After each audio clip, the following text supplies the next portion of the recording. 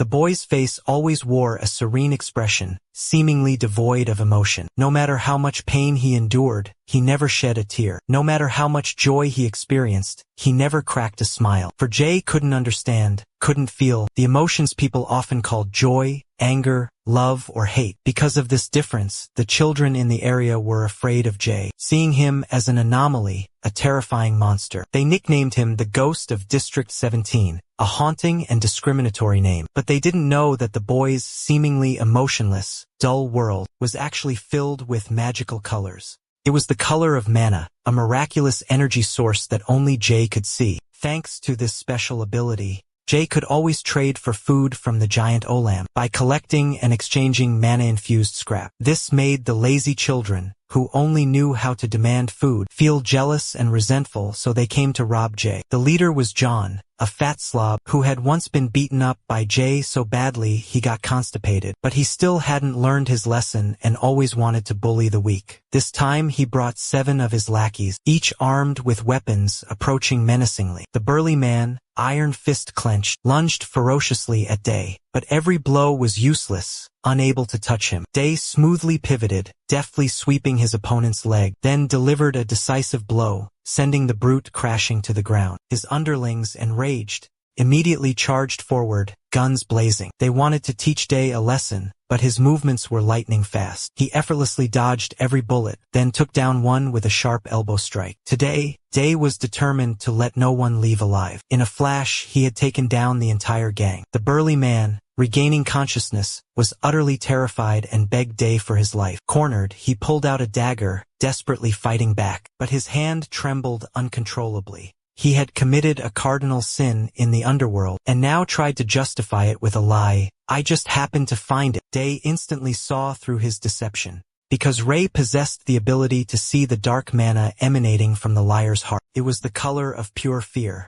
Without hesitation, Ray crippled him. Afterwards, Ray returned to his dilapidated home beneath the damp underpass. Balu appeared, the eldest of the children living under the bridge, warmly welcoming Ray. The children immediately rushed forward, embracing Ray with affection and fondness. They gathered around a flickering oil lamp and laid out the meager rations they had managed to find that day. Looking at the paltry food, everyone was disheartened, sighing in despair. Ray then pulled out his bag filled with food, causing the children to erupt in astonishment and admiration. "Ray, you're amazing," they cheered. Balu then distributed the food evenly among everyone. Everyone's face lit up with joy. Meanwhile, Ray quietly stepped outside because he knew the food wasn't enough for everyone. A year ago, these same children had saved his life when he was buried under a thick layer of snow. Since then, Ray had always taken care of them as a way to repay his life-saving debt. "I'm not hungry," Ray said, but his rumbling stomach betrayed him. So, Falu broke the small cake in half, sharing it with the boy. Outside, the rain poured down. Taking advantage of the opportunity, Ray decided to sneak into Sector 18's food warehouse to borrow some food. The guards were engrossed in a gambling game. Ray cautiously slipped through the security fence. He carved a small hole in the wall and squeezed inside. Ray focused his mind, absorbing magic power from the surrounding space. He created a small flame, just enough to illuminate the pitch-black room. "Pretty cool, huh?" Ray thought to himself. "If I had emotions, could I create a more intense, raging fire?" Suddenly, a dagger flew towards him. Ray tilted his head to dodge, but the sharp blade still grazed his ear, startling him. He quickly ducked into a hidden corner. The guards noisily pursued him. "You little rat, you dare try to steal from us? Quick on your feet." Ray didn't understand how they had discovered him, but after observing more closely, it turned out they were equipped with advanced night vision goggles, allowing them to see through the darkness. Jay's hiding spot was completely exposed. 3 sharp daggers were launched with lightning speed, aimed directly at Jay. In a flash, Ray jumped in, shielding Jay with his body, dodging the deadly attacks. Ray's courageous act stunned and confused them. Seizing the opportunity, Ray unleashed a thunderous punch, instantly knocking down one enemy. The remaining 2 panicked, exclaiming, "How can he see us in the dark?" Ray's eyes suddenly emitted a strange light, terrifying them. Jay noticed a vibrant red mana, surging from Ray, like a blazing inferno of rage. One reckless enemy charged at Ray, but his daggers were easily dodged by Ray. Ray seemed to be able to read every move of his opponent. He relied on the flow of mana in their bodies to predict the trajectory of each attack. Ray delivered a precise phantom kick to the enemy's face. The remaining enemy froze, unable to believe what he was witnessing. A seemingly weak kid could be so powerful. A thud echoed as the last enemy fell. The three seemingly strong enemies were utterly defeated by Ray. All talk and no action, now lying flat on the ground. Talk a big game but can't back it up. Ray quickly fled the scene. But before he could get far, he was stopped by a bald man. Ray immediately recognized the bald man as the leader of the notorious Hector organization. His name was Hamprey, and his face was burning with rage. "3 of my men were taken down by a punk kid," he roared. "This is humiliating." Ray felt a terrifying killing intent radiating from Hamprey. With incredible speed, Ray launched a thunderous punch towards Hamprey. However, Hamprey stood firm as a rock, unmoving. Felt like the punch was nothing more than a tickle. Hamprey immediately counterattacked. His large hand swung, delivering a blow with lightning speed. Despite the speed, it couldn't touch Ray. Ray retreated at lightning speed. "Fast, kid," Hamprey had to commend. But deep down, Ray understood the power difference between them. They were not on the same level. Just one direct attack from Hamprey would be enough to obliterate Ray. Hamprey charged again, unleashing a new wave of attacks. But with his mediocre skills, he couldn't even touch Ray. Quick as a flash, Ray seized the opportunity, ducking to avoid the attack. Immediately after, he unleashed his secret technique. Ray focused his magical energy, condensing it into a fierce fireball. The fireball struck the enemy's chest with precision. Boom! A deafening explosion echoed, but the enemy seemed unharmed. It turned out the attack was just a smokescreen, a diversion to give Ray a chance to escape. Outwitted, the bald man roared in fury. "Where are you all? After him! He won't get away! Hunt him down! Bring him to me alive!" Chaos erupted in the area. They frantically searched, hunting Ray everywhere. Knowing this, Ray realized he could hardly escape their encirclement. In this critical moment, Ray cleverly threw a stone towards the main gate, creating a loud noise. The sound successfully caught their attention, luring them outside. Seizing the opportunity, Ray slipped deeper into the dense forest. Ray knew full well, if captured this time next year, he'd be lighting incense at his own memorial. Moreover, he had a responsibility to care for the children, to repay their life-saving grace. Ray continued running, relentlessly, sprinting through the night. Ray ran until his muscles screamed in protest. He collapsed beneath a towering tree at the roadside. Gasping for breath, he frowned, trying to get his bearings in the dim light. But this time, luck seemed to have abandoned him. A guard spotted him and roared, "There he is! Get him!" Ray's heart leaped into his throat as he glanced back, silently cursing his misfortune. With no other choice, he bolted, heading towards the inky blackness of the road ahead. He ran for his life, pushing through dense, thorny bushes. Suddenly, his steps faltered, then stopped in despair. A dead end. Damn it! How did they get here so fast? One of the pursuing guards caught a glimpse of Ray's silhouette in the darkness. He straightened up, pointing ahead.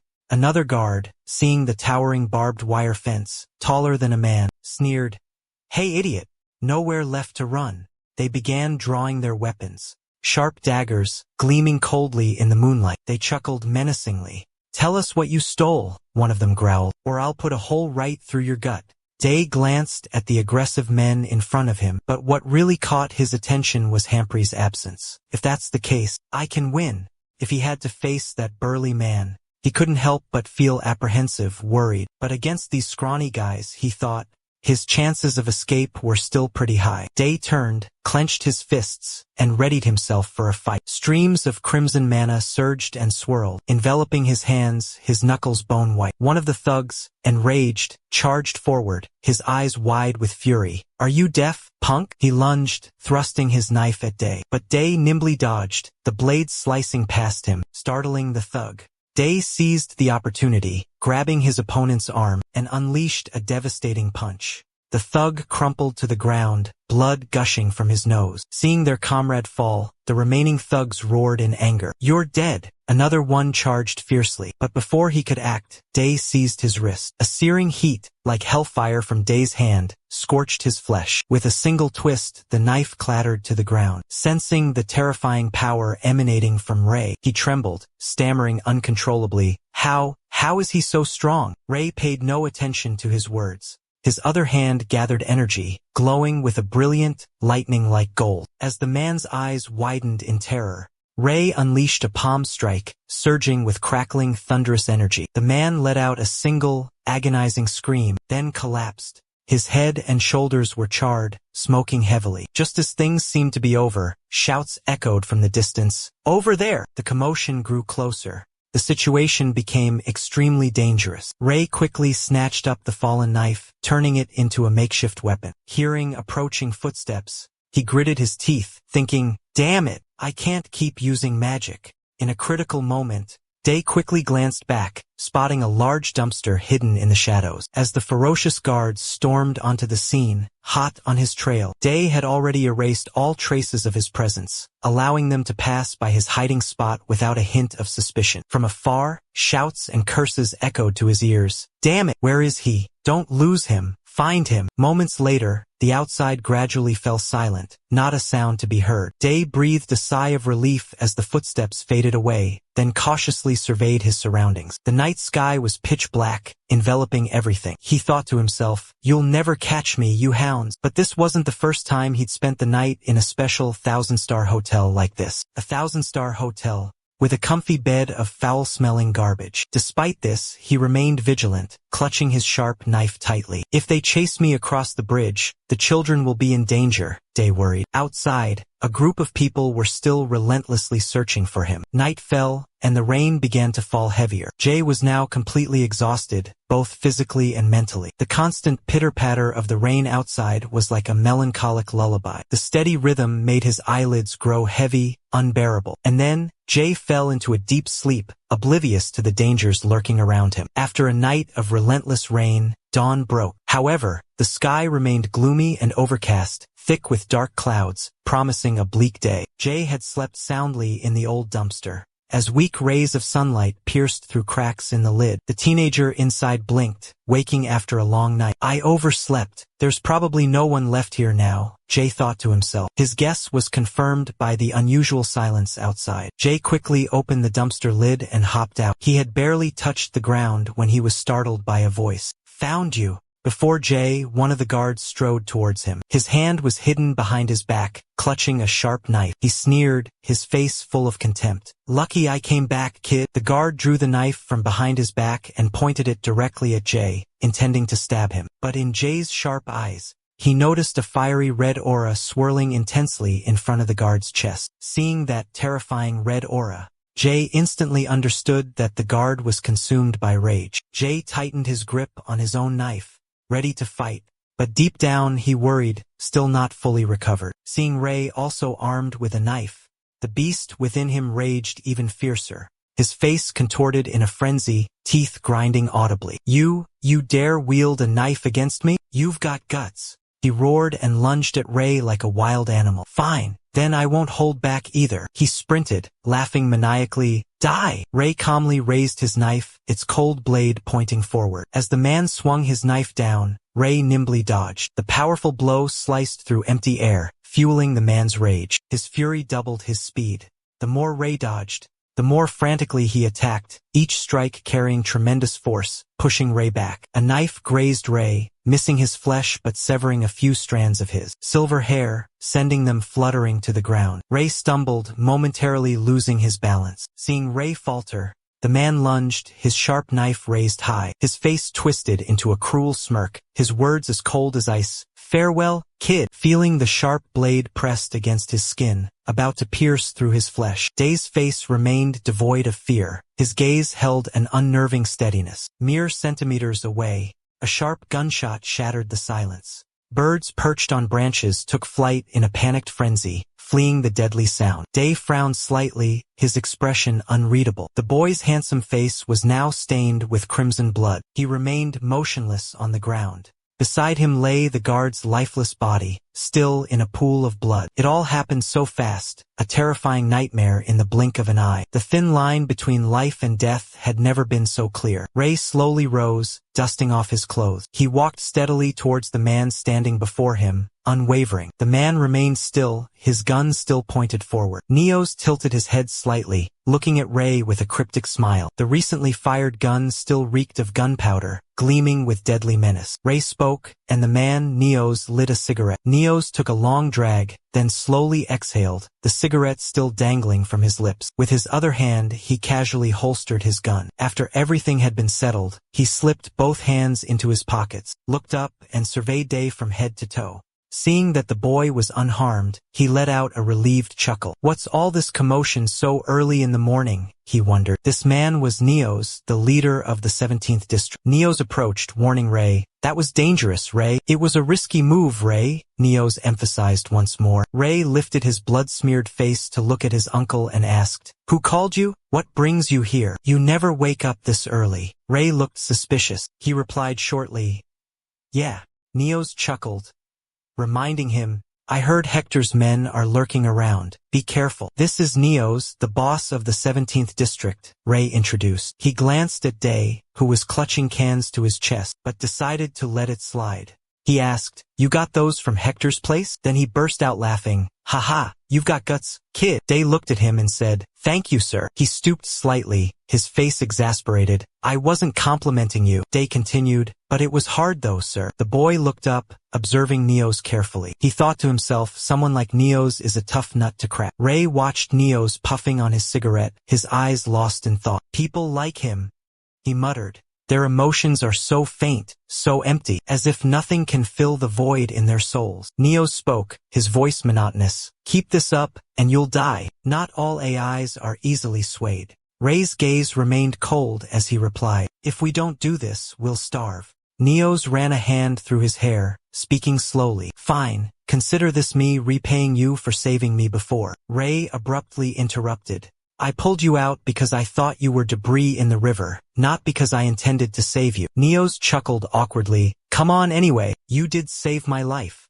Ray continued, his tone firm, and you've repaid that debt. Ray recalled the past about a year ago. He had accidentally pulled Neos from the frigid river. It seemed that Neos was once the manager, in charge of Sector 46, but was brutally stabbed in the back.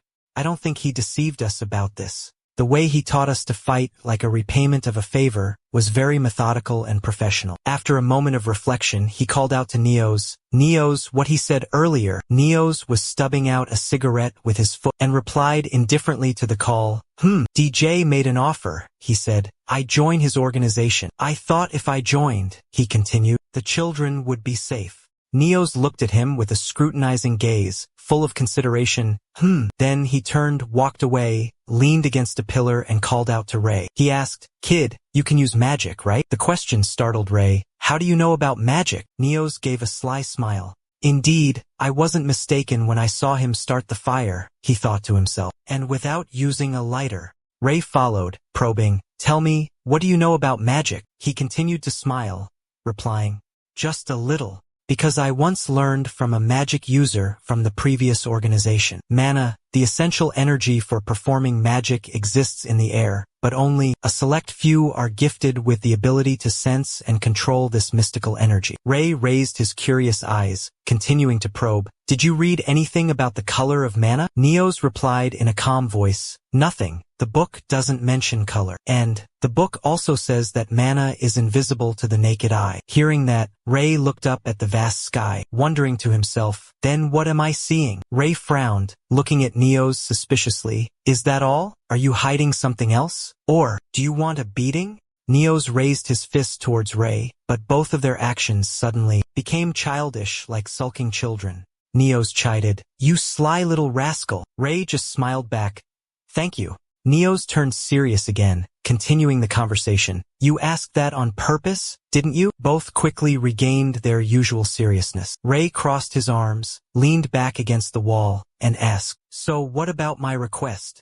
Neos replied curtly, No. Hearing that, Ray wondered, Why? Why the sudden refusal? Neos looked up, silently gazing at the night sky. A pensive look crossed Neos's face as he pondered. He slowly began, You know, Ray, along the banks of the Iaton River, there are many small towns where communities cluster tightly together, following the river's flow. If you travel upstream, you'll discover entirely new territories, places where people can escape the confines of the slums and seek out opportunities for a better life. Neos recalled Day's bright, hopeful face, a plan forming in his mind. To let a child with such incredible potential like Ray wither away here would be a terrible waste. Neos looked at Ray, a slight smile playing on his lips as he asked, "Have you ever thought about leaving Sector 50? I could arrange transportation for you." Ray responded responsibly, "No, sir, I have to take care of the children here." Neos smiled, his voice filled with warmth. "Don't worry, I've been planning to build an orphanage here." Ray's eyes widened in surprise. "An orphanage?" Neos patted Ray's head, smiling reassuringly. "Yes, I'll give wings to the dreams of orphan children like you, so they won't have to wander the streets anymore." Ray looked at Neos, sadness in his eyes amidst the bleak, gloomy atmosphere. Deep down, he thought, this dream is so far-fetched. Could this really exist? Maybe it's real. He wrestled with the thought. Despite his lingering doubts,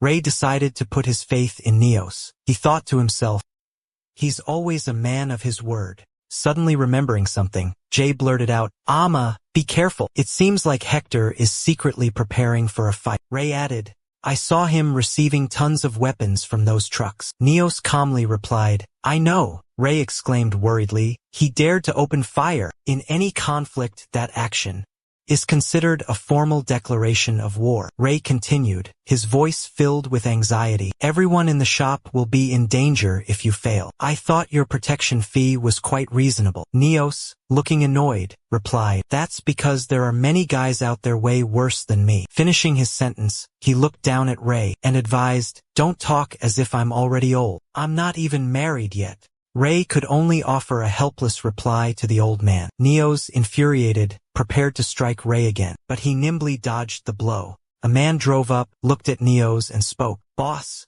it's time for us to leave." Neos responded sternly, then turned and walked away. The man respectfully opened the car door for Neos. Neos stepped into the car, his cold voice echoing from behind. "This place is about to become a battlefield. Find shelter quickly." Neos tossed something back, casually saying, "Oh, take this." Ray swiftly caught the object with practiced ease. In his hand was a small glass vial. A bright blue number 10 was printed on the vial. Ray asked, "What is this?" Neos, sitting in the car, pointed to his hand and said, "Sanitize." Ray watched as the car sped away. His pale blue eyes reflected a pensive, thoughtful expression. A thick fog blanketed the town, mingled with smoke and dust and the howling wind, creating a bleak and ominously frightening scene. District 17, nestled near the bustling central square, Rose sat by the roadside, next to Viola, in silence. Suddenly, a familiar figure appeared. Rose's eyes lit up, and she exclaimed, "Jay!" Rose ran towards him excitedly, asking urgently, "Why didn't you come back yesterday? Where did you go?" Seeing Jay covered in dust and scratches, Rose exclaimed worriedly, "What happened to you?" Clutching her bag strap, Rose's eyes reddened as she asked tearfully, "Did you get into a fight? Who did this to you?" Jay clutched his cloak, looked down and replied, "It's nothing. I just fell." Rose sobbed, a pure, clear light emanating from her. Between choked sobs, Rose said, "It must have hurt a lot." Jay thought to himself, can one person truly hold so many complex emotions at once? Jay gently patted Rose's head, comforting her. There, go back to the tent now. Tell Pale I'll be there soon." Rose gradually stopped crying, looked up at Jay with teary eyes, and softly replied, "Okay." With that, Rose hurried away. Only Jay and Viola remained, standing amidst the remnants of so much change. Without turning back, Jay addressed Viola, his voice tinged with coldness. "What did you tell Rose?" The woman, her hair as white as silk, sat by the roadside and softly replied, "Ah, Jay, is that you? I only told her a story about rainbows." It was Viola, the storyteller with eyes that saw no light. Jay turned, his gaze piercing as he looked at Viola. "Don't fill children's heads with such fanciful tales, such frivolous, unrealistic notions. Only make them lost in dreams, unable to face the harsh reality." Viola simply smiled, a gentle smile like that of a kind fairy. "Children need to have their dreams nurtured, Jay." A flash of violet light flickered in Jay's eyes, then vanished. He wondered, what was this feeling that just crossed his heart? A hint of curiosity, or perhaps confusion. From Viola's chest, a mystical violet light emanated, sparkling like stars. This strange light caught Jay's attention. Violet mana, a strange energy. I've never seen anyone but Viola possess it. Jay thought to himself. Turning to leave, Jay coldly uttered, "You should leave this street. War is coming." Jay quickly departed, leaving Viola sitting there, enveloped by the silent night. Inwardly, the old woman smiled, thinking, what a kind-hearted boy. The next morning, the brilliant dawn crept through cracks in the roof, awakening a new day. A knock echoed, followed by a familiar call. "Delivery!" Nisu opened the door, saw the deliver man, and exclaimed, "Oh, it's Day." "That fatso said he'd take care of the delivery," Nisu muttered. Day coldly replied, "Yes, sir," but inwardly he thought differently. He's not breaking his leg because of him anytime soon, Day thought to himself. He placed the wooden crate on the floor and continued, "Aren't you planning to evacuate? If war breaks out, no one will come here anymore." Nisu sighed, his helplessness evident. "If I abandon this shop, where will I go?" Suddenly, Nisu spoke up, "But there might not be a war after all." Day looked up, asking curiously, "What do you mean?" Nisu pointed towards the door where Hector and Neos were inside. "Neos is discussing something in there. If the negotiations are successful, there won't be a war." The heavy iron door swung open. Hector emerged with Henry and a man whose hair obscured half his face. It was Hector, the notorious boss of District 18. Niso bowed respectfully, his eyes cautiously glancing towards Ray, awaiting Hector's reaction. Hector spoke, his tone contemptuous. "A bunch of brats doing a man's job, and the rest of those cowards ran off?" He clapped Ray on the shoulder, letting out a hearty, amused laugh. "Well done, kid. You've got guts. Work hard. That's the only way to survive in this world." Hector tossed a few coins into Ray's hand, his tone condescending. "Here, buy yourself something to eat." He turned and walked away, yelling, "Let's go, you little runts." Before disappearing, Hector looked back, offering a sarcastic farewell. Later, Ray stared at the coins in his hand, silent, his eyes filled with unspoken thoughts. Suddenly, Henry noticed something unusual. His eyes turned sharp, a dangerous glint in them. He spotted the carefully concealed bandage on Ray's ear. Sensing the scrutinizing gaze, Ray immediately tensed up, feeling uneasy. He quickly pulled his hood over his ear, warily scanning his surroundings. Fear gripped his heart. Ray thought Henry had recognized him. Henry frowned, staring intently at Ray, but remained silent. Suddenly, a shout broke through Henry's thoughts. Hector, standing in the distance, called out impatiently, "Henry, what are you doing?" Henry firmly declared, "I'll be right there." The car sped off, leaving behind a thick cloud of dust. Nisu breathed a sigh of relief. Phew! He finally left. Pulling his hood low, concealing his face, Nisu pondered deeply. He suddenly noticed the bleeding wound on his arm. Worry gnawed at him. Why did she leave without a word? Netsu entered the bar, her face etched with concern. "Neos, what's wrong?" Seeing Neos's haggard appearance, Netsu was startled. Neos slumped onto a crate, his face taut with tension. The negotiations failed miserably. His face darkened. The air grew heavy with the anticipation of a coming storm. Neos trembled, stammering, unable to speak. It's like this, Netsu." Neos clutched his head in anguish. "I can't accept such unreasonable terms." Desperation filled his voice. "They want to take over our entire organization." Neos bitterly admitted, "This is truly the worst outcome I could have imagined." Netsu placed a comforting hand on Neos' shoulder. "Don't blame yourself. This isn't your fault." Neos turned, his gaze fixed sternly on Netsu. He instructed, "During this time, do not leave the hideout, understand?" On the old, rugged stone road, a lone figure walked silently, hands buried deep in their pockets. Ray walked, lost in thought. "If war breaks out, I won't be able to move," he worried. Ray's eyes suddenly sharpened, turning cold. A thought crossed his mind. "I need to stockpile as much food as possible before disaster strikes," he told himself. Suddenly, a sleek black car sped past Ray. The luxurious vehicle immediately caught his attention. The man behind the wheel was bald, making Ray unconsciously think of Henry. Ray silently watched the car disappear into the distance, a strange suspicion rising within him. "I've never seen a car like that in Sector 50, he thought to himself. "This whole thing is very strange." Ray pulled up his coat collar, his gaze lifting to the overcast sky. I need to get to the bottom of this, he resolved. Ray stealthily followed the mysterious car to 18th Street, known as the entrance to the Hector organization. Several well-dressed men bowed respectfully before the luxurious car. Hidden in the thick bushes, Ray wondered, who is in that car? The car door swung open, and Hector stepped forward, speaking. We've been expecting you. From inside the car, a man with a monocle radiating authority, dressed in elegant attire, slowly emerged. A respectful voice greeted him. Welcome, master.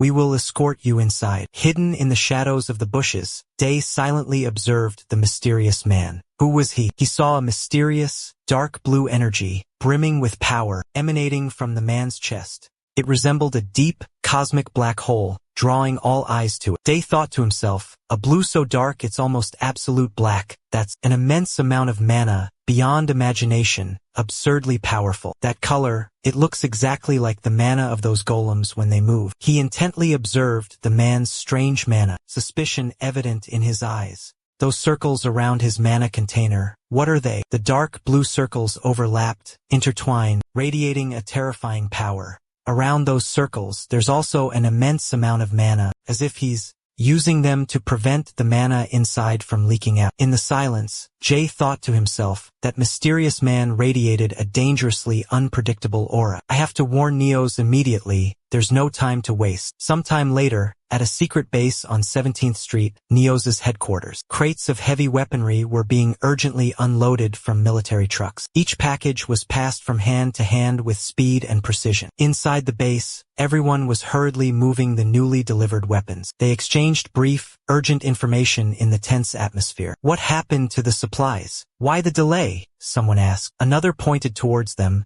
urging, hurry, we don't have much time. Ray approached a busy man and asked loudly, where's Neos? I need to see him now. Seeing Ray's sudden appearance, the man was startled and exclaimed, Ray, how did you get in here? Ray just gave a perfunctory reply, unwilling to elaborate. In response, the heavy gate slowly creaked open. The man looked at the youth helplessly, thinking, this kid is so stubborn. Then he pressed on, where is Neos, anyway? The man waved his hand, signaling for silence. The boss has left to prepare for the upcoming battle, he explained. The situation is dangerous. You should leave here immediately too. Jay calmly replied, then relay this message to Neos. The man asked in surprise, what? But inwardly, Jay thought, I can't tell him about mana. Jay's words rang out, serious and resolute. Tell him to beware the one-eyed man. In a desolate, ruined area, time seemed to have forgotten this place. A gloomy, gray atmosphere enveloped every corner. A figure silently approached.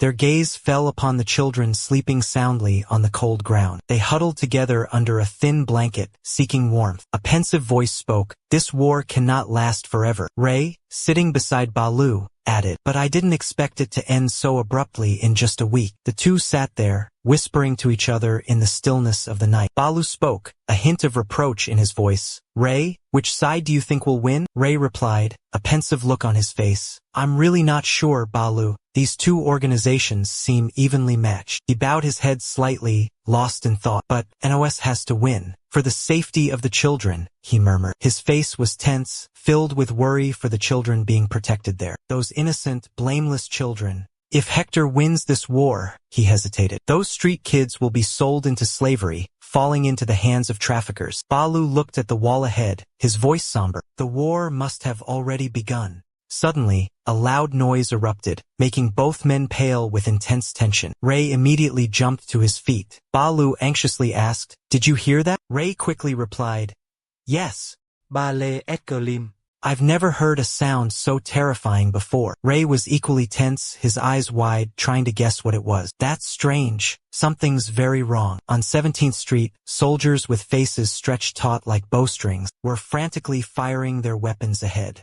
Suddenly, something horrifying appeared, freezing them in terror. Beads of sweat still rolled down their tense faces when the colossal golem suddenly materialized before their eyes. With eyes blazing like hellfire, the golem stood motionless, a towering figure. Its massive form was completely unscathed, not a single scratch from the hail of bullets. One soldier, unable to contain his terror, let out a curse. Damn it! What the hell is this? Bullets are like mosquito bites to it, not even a dent. His comrade beside beside him stammered, his voice trembling. This golem, it's suddenly become monstrously strong. What happened? Suddenly, the golem raised its massive hand. A terrifying energy, a deadly blue-black, emanated from its stone hand. That power suddenly erupted, surging upwards. It surged forward like a destructive hurricane, flattening everything in its path. A horrific blast, unlike anything they'd ever seen, tore through the air, obliterating half of the unfortunate soldier's body. Witnessing the horrific scene, the other soldier screamed in pain and despair. What the hell is that? The golem remained standing, its eyes glowing brightly, yet cold and lifeless. The stone face betrayed no emotion. The golem's rough stone fingers began to slowly tighten around the dying man. The immense force rendered him immobile, utterly helpless against the approaching death. Not a plea or a curse escaped his lips. With a single, swift yank, the colossal golem tore the man's body in half, like ripping thin paper. Blood erupted, spraying into the air, painting a gruesome scene. Crimson droplets splattered across the destroyer's massive form, staining it red in an instant. The one-eyed man, with a contemptuous sneer and a frigid gaze, coldly stated, "Humph, the stench of cockroaches." At the same moment, the henchman beside him trembled violently, lips pressed tightly together, fighting back the rising terror. The golem, its body drenched in gore, turned back, standing motionless before the one-eyed man. He looked upon his creation with a satisfied and smug grin. "Yes, this is my masterpiece," he murmured. A cruel glint flashed in his eye, as he commanded, "Clean this mess up." In another hidden corner, Ray and Bale remained concealed behind the wall, observing everything. Bale spoke, his voice laced with worry. "The sounds are getting louder." Noticing Ray about to leave, Bale quickly grabbed his arm and asked frantically, "Ray, where are you going?" "This isn't normal," Ray replied, his voice heavy. Balu, worried, spoke firmly to Ray. "If you must go, please let me come with you." Ray looked at Balu and calmly replied, "Balu, stay here and wait for me." Suddenly, a child emerged from a dilapidated shack, startling them both. The innocent child asked, "Why aren't you all asleep yet?" Balu quickly regained his composure and gently comforted the child. "Sorry, we woke you up. We'll go back inside now. You should go back to sleep." The child simply replied, "Okay." Ray, standing behind Balu, softly called his name, "Balu." Before Ray could finish, Balu said, "All right, Ray, I understand. I'll stay here with the children." Balu placed his hands on Ray's shoulders, advising, "Don't go too far, and come back as soon as you know what's happening." Ray calmly replied, "Yes, I promise," and added, "I'll be back soon." Ray walked straight towards the brutal battlefield, where bodies lay scattered, mingled with fresh blood staining the ground. Thick smoke billowed relentlessly, engulfing the entire area. Heavy footsteps slowly trudged through pools of crimson blood splattered across the ground. Ray approached a dying man and asked, "What horrific thing happened here?" A faint call of "Ray" echoed, making him jump. Ray quickly asked with a worried expression, "Are you all right? Are you okay? What in the world happened?" The man struggled to speak, his voice broken. "The villains, they brought a godland monster. Only half a body remains, but he's still alive, barely clinging to life, mustering his last ounce of strength." The man screamed, "The one-eyed bastard, he controlled them." The man's eyes grew dim and cloudy. His voice was weak and broken, as if he were about to die. We're no match for them. They're too strong." The man slowly collapsed, lying motionless on the ground. Before taking his last breath, he urged, "Run, Ray, run quickly." His arm went limp, falling onto the cold ground, lifeless. Ray stood frozen amidst the smoke and fire, surrounded by devastation and death. Seeing the lifeless body of the man before him, devoid of any warmth, a pang of sorrow resonated within him. Without a word, he gently reached out and touched the corner of the unfortunate man's mouth. Then he bent down and picked up a small dagger lying on the ground. His eyes scanned the surroundings, taking in the sight of bodies strewn across the ground. A stark realization dawned upon him. At this rate, the Neo's group was doomed to fail. His hand tightened around the dagger. Determination flickered in his eyes, resolute to do something to aid the Neos. Meanwhile, at the bridge, the relentless rain continued to pour. Two young boys shivered, clinging tightly to each other. Blood covered them both. Like the other children scattered on the ground, their bodies were soaked in crimson. Balu held the smaller child tightly, shielding him. Balu's face was smeared with blood. He looked up, his eyes empty and lifeless. A ruthless golem was charging towards him and the child. In desperation, Balu could only whisper the name Day. Balu closed his eyes, accepting his fate. Tears streamed down his face as Ray told himself, never come back to this place. Ray was on his way to 17th Street, located in the heart of the city. But by the time he arrived, it was too late. Tragedy had struck. Countless lives had been taken, leaving behind a scene of devastation. Ray sighed heavily. It seemed all his efforts had been in vain. He silently surveyed the surroundings, his gaze lingering on each lifeless body. All those who lay here were members of the Neo's organization. Despite meticulously searching every corner, Ray couldn't find any trace of Neos. Deep down, he hoped Neos was still alive. Ray sat down, trying to assess the situation, searching for any clues. Suddenly, a loud explosion erupted behind him, making him jump. Panic seized him, his body trembling with fear. Ray quickly turned his head towards the source of the explosion. Without hesitation, he sprinted towards it. The air at the blast site was thick and suffocating. Billowing black smoke rose, accompanied by a blinding rain of dust. Ray stopped, surveying the scene. He scanned his surroundings, searching for any signs of life. His breath came in ragged gasps from running so fast. Just then, a colossal golem of terrifying size suddenly appeared. The horrifying explosion just now was caused by its abrupt emergence. Beside the golem, the bodies of children lay scattered, mangled and broken. Ray's face darkened, rage ignited in his eyes. I must destroy you! Ray leaped into the air, daggers in hand, charging straight towards the monster. He aimed for the golem's weak spot, but swiftly, the golem, with eyes burning crimson, detected his attack. Without hesitation, the golem hurtled towards Ray, unleashing a punch of terrifying force. The blow was so powerful that Ray was sent flying, crashing hard against the solid wall. A large dent appeared on the wall, debris exploding outwards into the air. Ray was grievously wounded, his breathing labored, pain searing through his body. But even in agony, his thoughts went to the children. I have to see if the children are all right, Ray thought to himself. Suddenly, a heartwarming scene unfolded before him. The young overseer, with a bright smile, was welcoming him back. As always, he was momentarily stunned. Ray turned and saw the children rushing towards him. Their faces were radiant, their eyes sparkling with joy. They cheered, "Hurry up, Ray. Stay still. Don't move. Listen to the beckoning voices. Feel the care and concern of those around you." But suddenly, Bale speaks, shattering the warm atmosphere. "Jay, we don't want you to come back." Ray jolts awake, realizing it was all an illusion, a dream woven from cherished memories. The harsh, cruel reality crashes down upon him. He whispers the names of the children, Lauren, Lena, Gadon, Miles, Jospin, then Bale. But only a terrifying silence answers, not a single reply. All of them, brutally murdered, their bodies covered in mud and blood. Trembling, Jay reaches out, screaming in despair, "No!" He collapses, choked with grief. I haven't repaid you yet."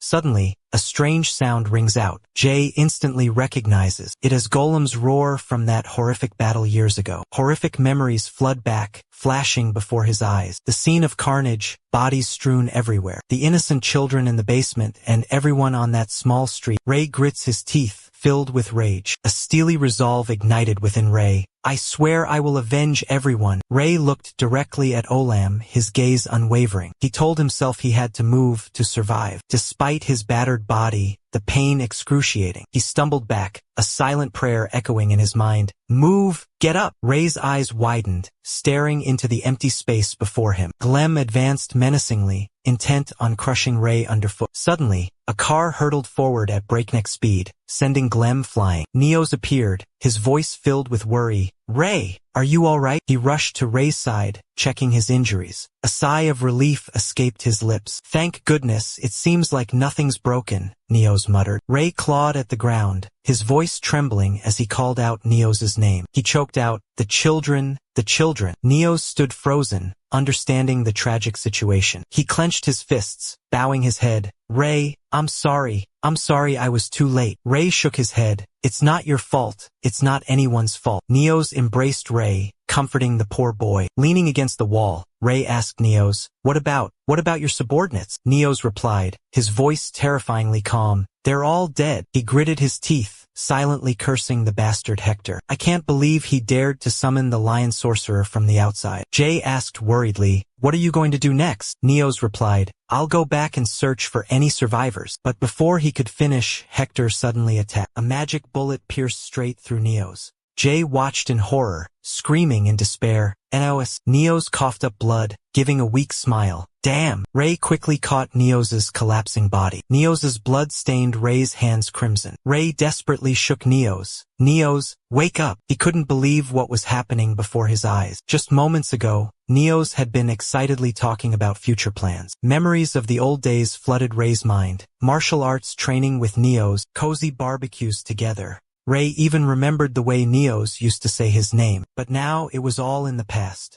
All because of these damned golems. Rage ignited within Ray, his eyes filled with murderous intent. He roared in fury, I will kill you all. Golem's gaze, cold as ice and sharp as a blade, fixed on Ray, ready to unleash a fatal blow. Golem swung his arm, unleashing terrifying power like a screaming hurricane. Ray, his hand stained crimson with blood, raised it, his eyes burning with the resolve for revenge. The flames of fury raged within his heart. Two earth-shattering energies collided.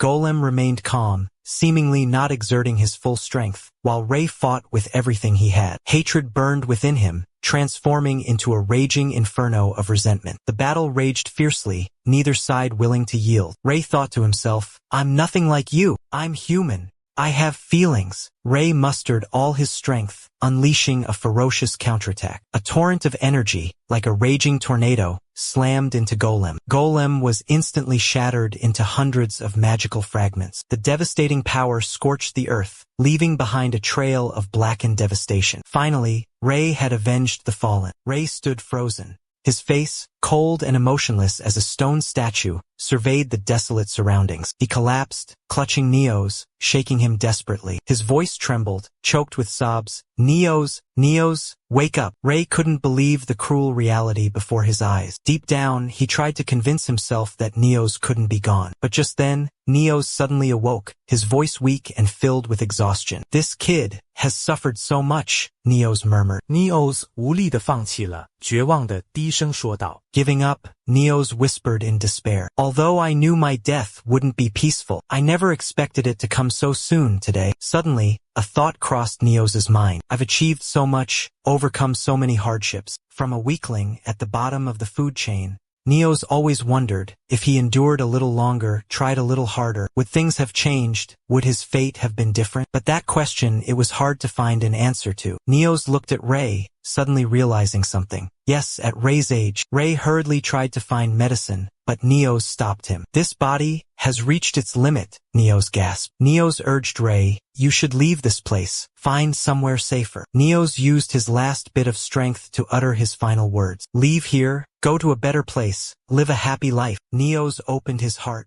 I always considered you like my own little brother. Sadly, I can no longer stay by your side and care for you. Neos urged Ray, swim against the raging current, my son. Don't let the torrent sweep you away. Be strong and overcome it. Neos offered a bright, encouraging smile, bolstering Ray's spirits. I know you can do it, Ray. Be resilient. Before taking his last breath, he mustered all his strength, handing Ray the car key he had prepared for him. Then his arm went limp, lifeless, falling to his side. Ray stared blankly at his empty hand, unable to process the reality before him. He looked down at Neos's body, lying there covered in blood.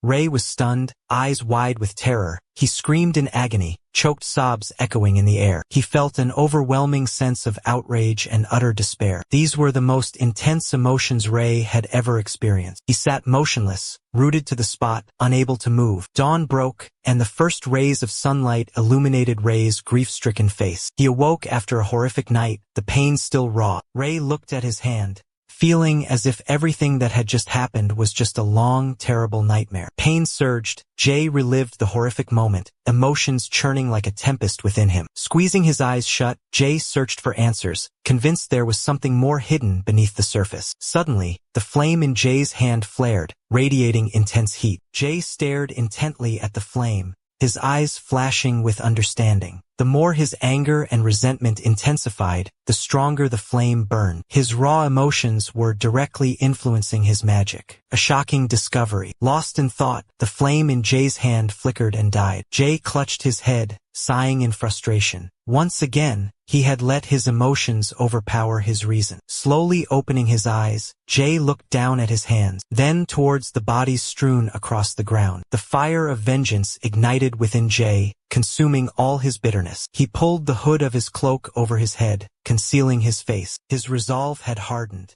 Even if it cost him his life, he would have revenge, blood for blood. On 17th Street, in the middle of the bustling central square, where the bodies had been cleared away, leaving no trace of the carnage, grumpy overseers barked orders at the cleanup crew. Hurry up! Clean this mess! Faster!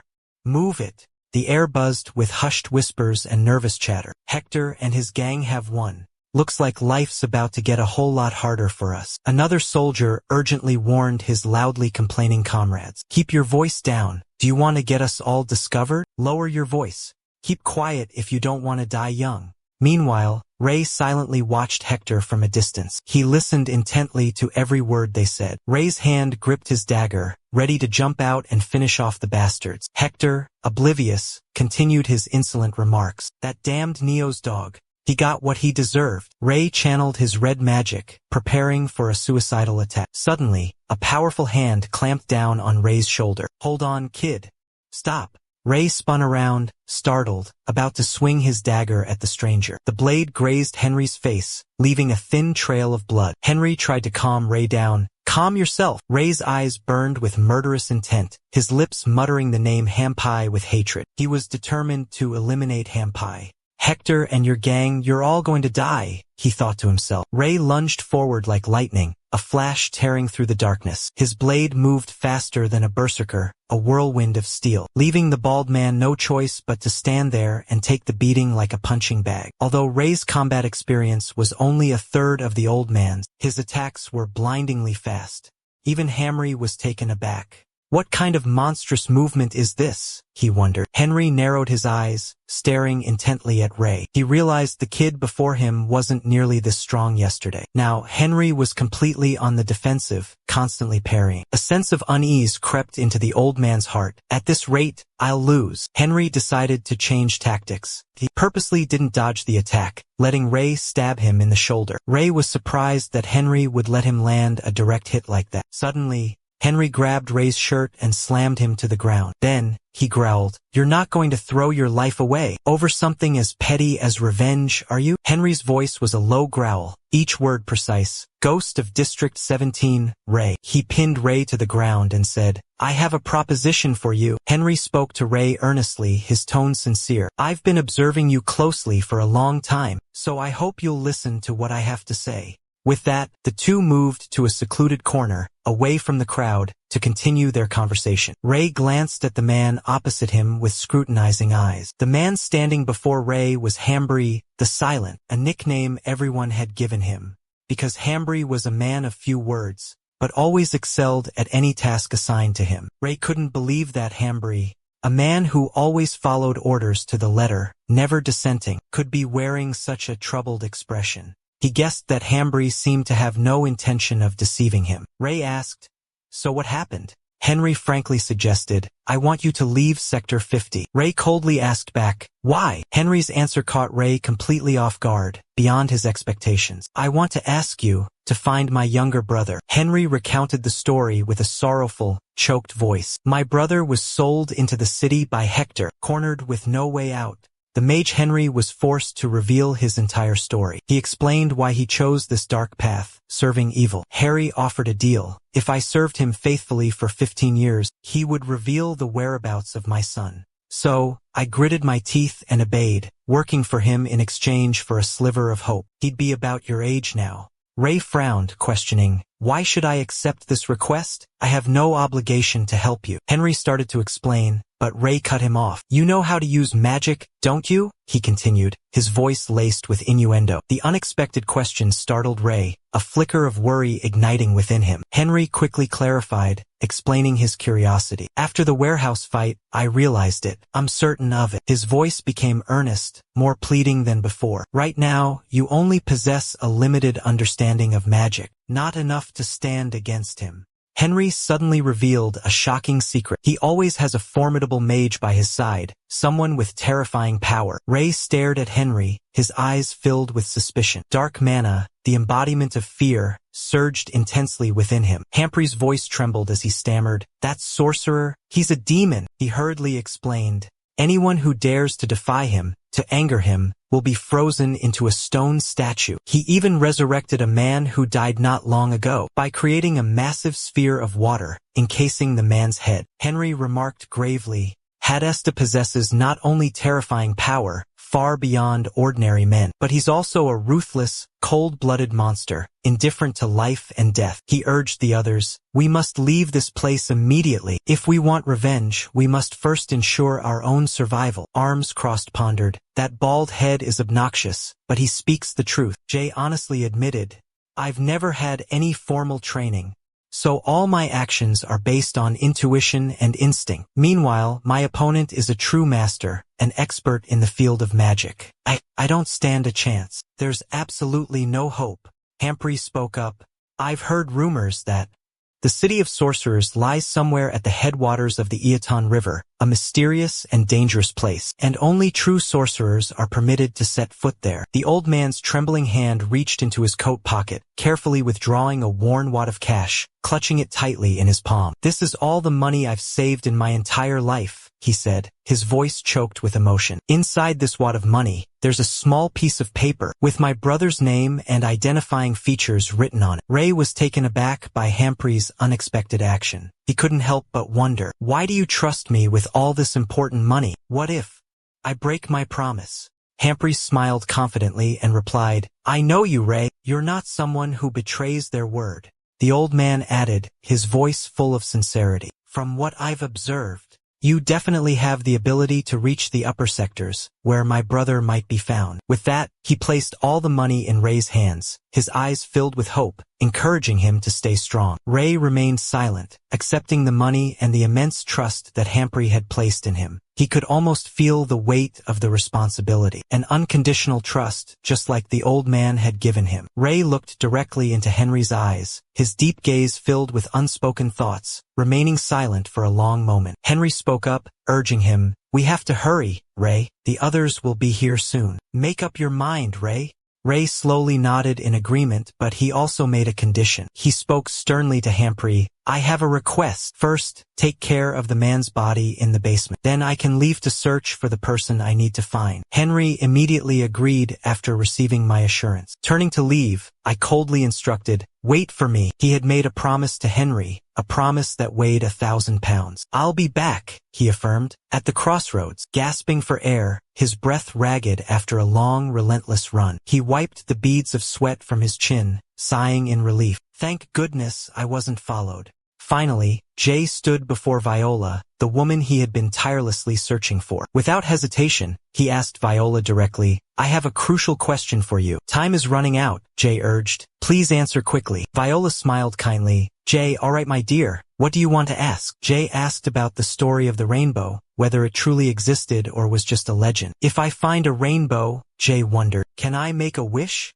The memory of his conversation with Johnny suddenly flooded back, when the innocent boy spoke of rainbows with unwavering belief. "Hey, rainbows are real," Johnny's clear voice echoed. Jay pondered, asking himself, what is a rainbow really? Innocent Johnny sweetly explained that a rainbow is a vibrant, dazzling ribbon of color that appears in the vast sky after a rain shower. It's beautiful like a delicious, half-eaten donut. The boy excitedly continued that if someone is lucky enough to reach the place where a rainbow touches the ground, they can make a magical wish, and that wish will surely come true. Viola gently added, whether that wish comes true or not, the rainbow still exists, still holds its magical beauty. Jay silently observed Viola, a pensive look in his eyes. Her mana remained a pure, clear violet, without a single flicker or change. The young man wondered if Viola was hiding something, if she was lying, but he couldn't find any evidence to doubt her. Jay decided to ask Viola an important question. If I find a rainbow,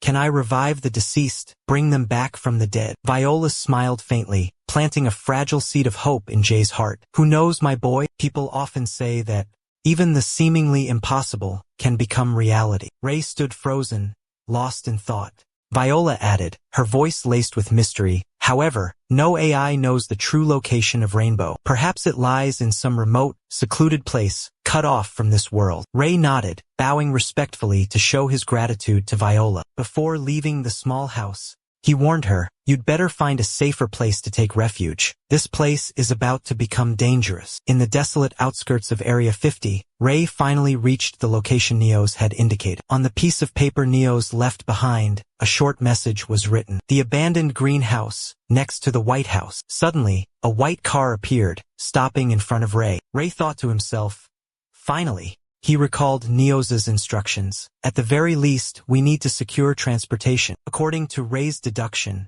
it seemed Neos had already prepared a four-seater car here. Ray tried to open the car door, but it was locked. A man suddenly appeared from behind, questioning Ray in a probing tone. Neos's brat? You were sent to retrieve this car, weren't you? He continued to press. Where's Neos? Where is he hiding? A sense of unease washed over Ray. I thought I had escaped Hector's men.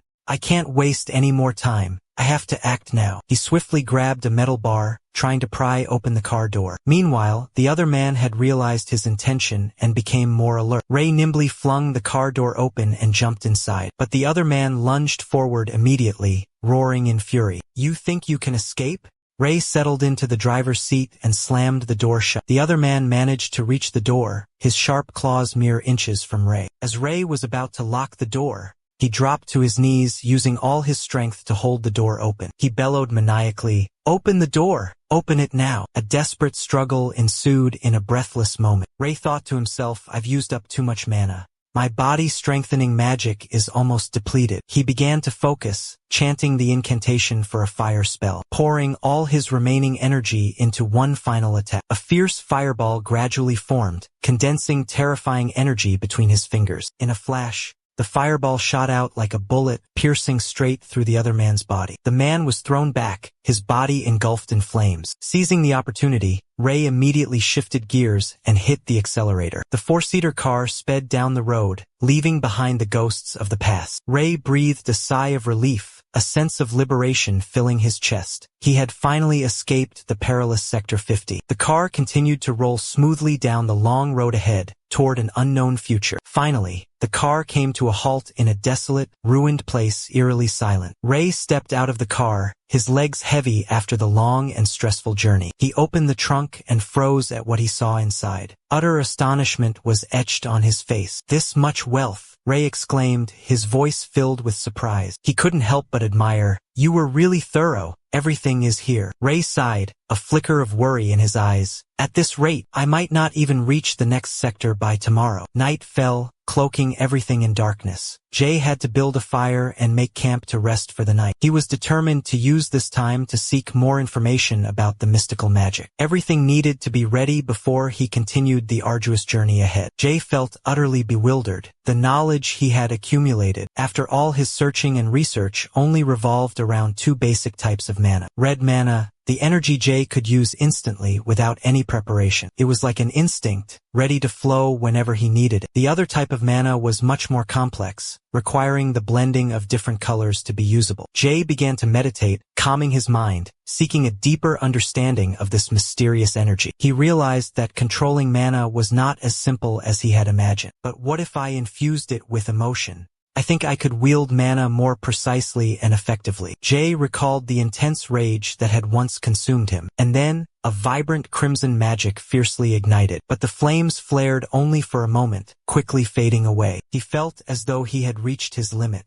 The slightest lapse in concentration, and the mana would instantly dissipate. Ray decided to experiment with a new combination. Let's see how this combo works. He focused intently, pouring all his mental energy into it, trying to construct a completely different mana combination. But immediately after, Ray sat motionless, a bewildered expression on his face. He realized that incompatible types of mana would clash with each other. Combining two types of mana required absolute finesse and skill, and it also consumed a significant amount of energy. Ray rested his chin on his hand, lost in thought. In short, there are certain mana combinations that can be combined. Let's continue experimenting. He reconsidered things he had never thought of before. It wasn't necessary before, but now it's different. Ray's gaze gradually grew more determined and resolute. He understood that he needed a driving force, a worthy reason to keep striving. The car rolled on relentlessly, piercing the dark night until the break of dawn. Jay awoke and took a long drink of water. Last night, he had exhausted himself performing risky magic experiments. After exactly 49 arduous attempts, Jay finally succeeded in creating basic spells. He achieved this through his ingenious ability to combine different colored mana streams floating in the air. Jay decided to pause here and rest to regain his strength. He stretched out on the wagon, relaxing his body. His mind wandered, pondering if there was a more efficient and less strenuous method to accumulate mana. If he could store magical energy in a special container and use it when needed, it would certainly be much more effective. Like a closed loop, the mana stream would circulate continuously around the mage's container. Jay closed his eyes, reassuring himself that when he reached the 49th zone, he would definitely find a solution to this problem. Meanwhile, at house number 17 in zone 50, near the bridge, a crowd was in a frenzy, hurriedly searching for something. Shouts and commands echoed everywhere. "Quick, search thoroughly on the other side," a voice urged. A one-eyed man with glasses bellowed, "Haven't you found it yet?" His subordinates bowed their heads, trembling as they replied, We're sorry,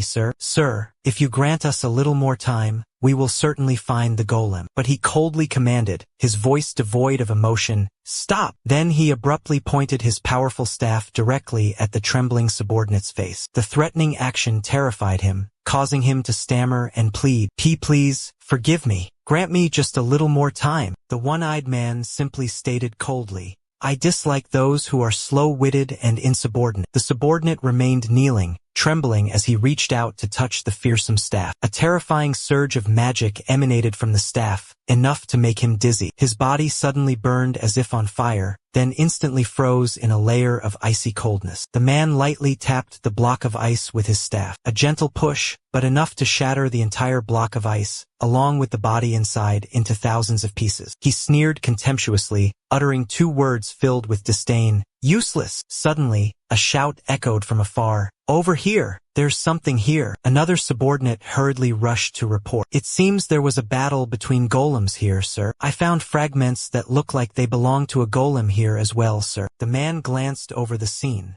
Sensing the lingering magic in the air, he muttered, "Powerful magic. Such a strong residual trace remains." He slowly paced around, carefully examining the lingering traces of magic. "Perhaps even more than meets the eye." The bespectacled man gestured, summoning his subordinate who stood respectfully beside him. The subordinate hastily bowed, responding with reverence. He inquired, "Did anyone reside in this desolate place before?" The subordinate replied, "Yes, sir. It seems a group of children from the slums used to live here." He asked in surprise, "Orphans?" The subordinate confirmed, "Yes, sir, that's correct. These ruins seem a fitting shelter for orphaned children. Perhaps they sought refuge elsewhere to escape the war." The bespectacled man furrowed his brow, a puzzled expression on his face. "An orphan, capable of wielding magic?" He suddenly smirked, then erupted into maniacal laughter. "Preposterous! Such an absurd notion. A homeless child, with no one to rely on, could wield magic and even discover a magic combination on their own? A rare elemental combination amidst a myriad of possibilities? I can't believe it. Absolutely impossible." After a moment of contemplation, he commanded, "It seems a mysterious mage has appeared and eliminated Golan. Investigate immediately. Report back to me the identity of whoever dared to do this." "As you command." The bespectacled man pondered deeply. But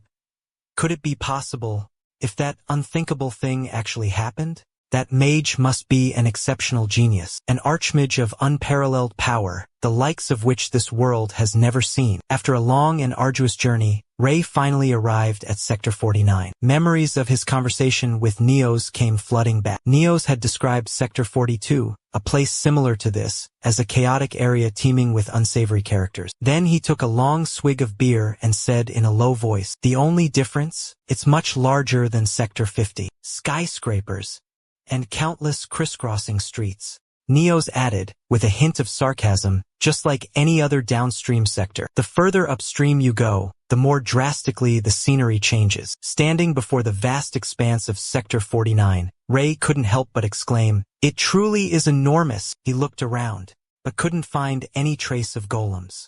Could it be that they only exist in Sector 50? Amidst the bustling crowd on the packed streets, Ray observed silently, pondering to himself. The cries of vendors, the sounds of laughter, all blended together, creating a chaotic symphony of noise. Ray had arrived at 36th Street, a bustling district, twice as lively and crowded as his familiar 50th Street. No time to waste, I need to get going. Ray was determined to gather information about magic as soon as possible. Every second was precious. He especially needed to learn about the mysterious mage's magic circle. It was the key to his revenge. Ray wandered alone on unfamiliar streets. He needed to find any clue about the rainbow and the legendary city of mages. He also remembered the money Hamprey had given him, but he didn't know how long this journey would last, or if it would be enough. Suddenly, Ray's steps halted before an old bookstore named Veronica. Veronica, Ray thought, sounds more like a person's name than a bookstore. Having never entered a bookstore before, Ray couldn't help but feel curious. He recalled the few lessons Neos had taught him, like the phrase, "Don't kill me, I'm hungry," or confusing words like, "I'll kill you, son gun," and brother. Ray tried to remember, what exactly had Neos rambled on about regarding brother, but Ray suddenly stopped reading.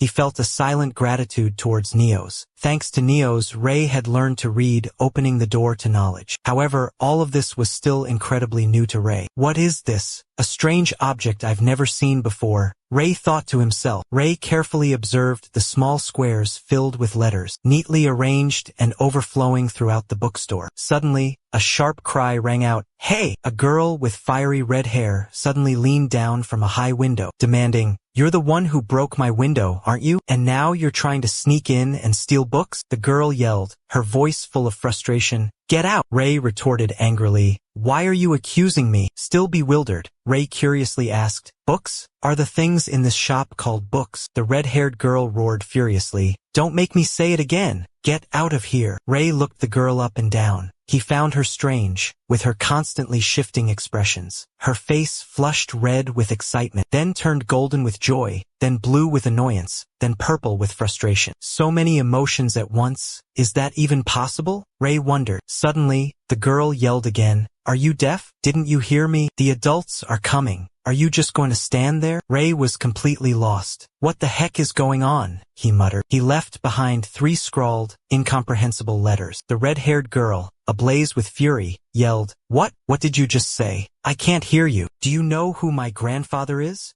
Ignoring the girl's screams, Ray quickly left. This wasn't the time for arguments. Ray continued his journey. He turned his head and noticed a group of children staring at him. Their eyes were full of suspicion and wariness. Ray understood that he was just a stranger on these streets. It was no wonder they thought he was here to cause trouble. Ray thought to himself, this place is no different from Sector 50. He found a quiet place to rest and think. I've walked down so many roads, but still haven't found a single trace of magic. Ray closed his eyes. I have to keep searching tomorrow. Suddenly, Ray heard something. The children from before were sneaking up on him. Ray opened his eyes. They're finally here, huh? Ray counted silently. 3, no, 4 of them. 4 kids stealthily approached, surrounding Ray's car. They whispered amongst themselves, debating whether to attack number 01. One boy spoke up cautiously. Hold on, let's subdue him first. Right, don't let him scream. Find the car keys, quick. Looks like there's food in the trunk. Ray silently clutched his coat. Suddenly, he launched a devastating blow to the head of the kid in the red cap. In a flash, the kid stumbled backward, a stream of curses erupting from his mouth. Damn it! What the hell? Ray quickly jumped out of the car. The kid in the blue hoodie charged forward, seeking revenge. But Ray anticipated him, delivering another powerful punch. A yelp of pain echoed, Ray looked down at the kids sprawled on the ground and said calmly, "You're all down already? That was quick." Another kid brandished a stick, preparing to attack Ray from behind. He roared, "Damn it, you're dead." But how could he possibly match Ray? Ray swiftly snatched the metal bar, sending the kid flying. The kid's face paled with fear as he pleaded, Don't come near me." Ray clenched his fists, his teeth grinding together, a terrifying anger radiating from him. The child's eyes widened in sheer terror. Their blood-curdling screams echoed through the silent night. Ray punished them all with a brutal beating and a fitting penalty. "Speak, you rats." Ray's voice cut through the air, cold and sharp. "How many districts do you control?" The group fell silent, their faces blank with confusion. None of them understood the meaning behind the words of the imposing man before them. Ray glared at them, his eyes menacing, forcing them to answer. He stared directly at them, his voice a low growl. "I'm asking you. Don't play deaf. How many districts do you have your hands on?" The one in the hat, his face ashen, bit his lip in fear. He didn't dare utter a word. In an instant, Ray unleashed a thunderous punch, making him scream in agony. Ray stepped closer, his gaze piercing like daggers, making him tremble with fear. The man in the hat stammered, his voice shaking. "A teetotal of 3.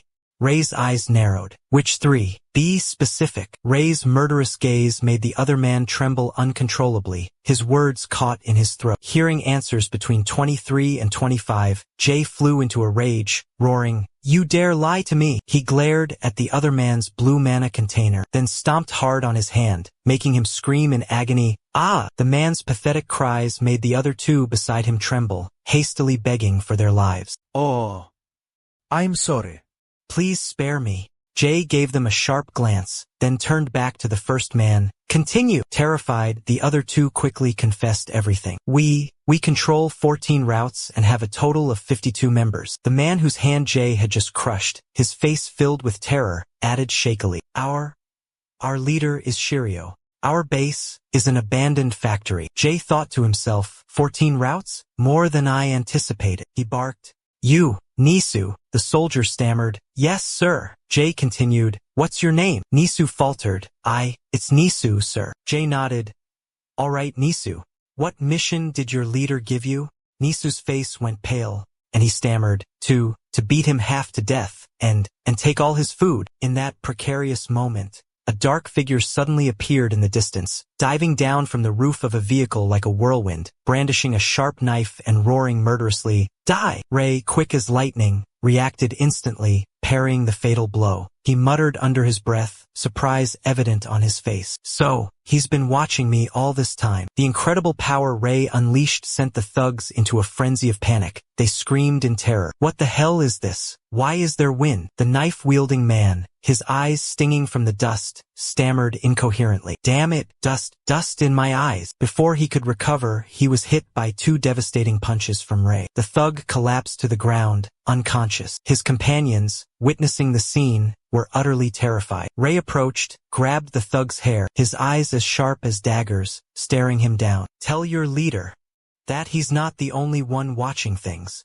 The scene shifted back to the city, the sky gloomy and gray, as if foreshadowing something ominous. Ray walked, lost in thought, just like Area 50. The people in Area 49 are completely oblivious to magic. I hear books are collections of paper filled with endless knowledge. If they contain so much information, there must be books about magic too. Suddenly, a voice shattered the silence. "Aha! Found you." A burly thug, accompanied by a menacing crew, approached Ray, their voices laced with challenge. "Come with us, will ya?" the leader arrogantly proposed. Ray eyed them warily, ready for anything. The thug quickly waved his hand dismissively. "Relax, we're not here to start trouble." Ray remained cautious. "Then what do you want? Are you with those punks who came looking for me yesterday?" Ray probed. The leader nodded. "Yeah, that was us. You taught Anthony, John, and Melber a lesson they won't forget. They got completely wrecked," he emphasized. "And I gotta say, you did it in style," he chuckled. "That's why our boss took notice. You've got some serious fighting skills." He pulled out a piece of paper, his face falling as he turned to his crew. "Which one of you can actually read this thing?" The others shook their heads. "We're all illiterate, boss." The leader sighed in frustration. "Ugh," the boss said.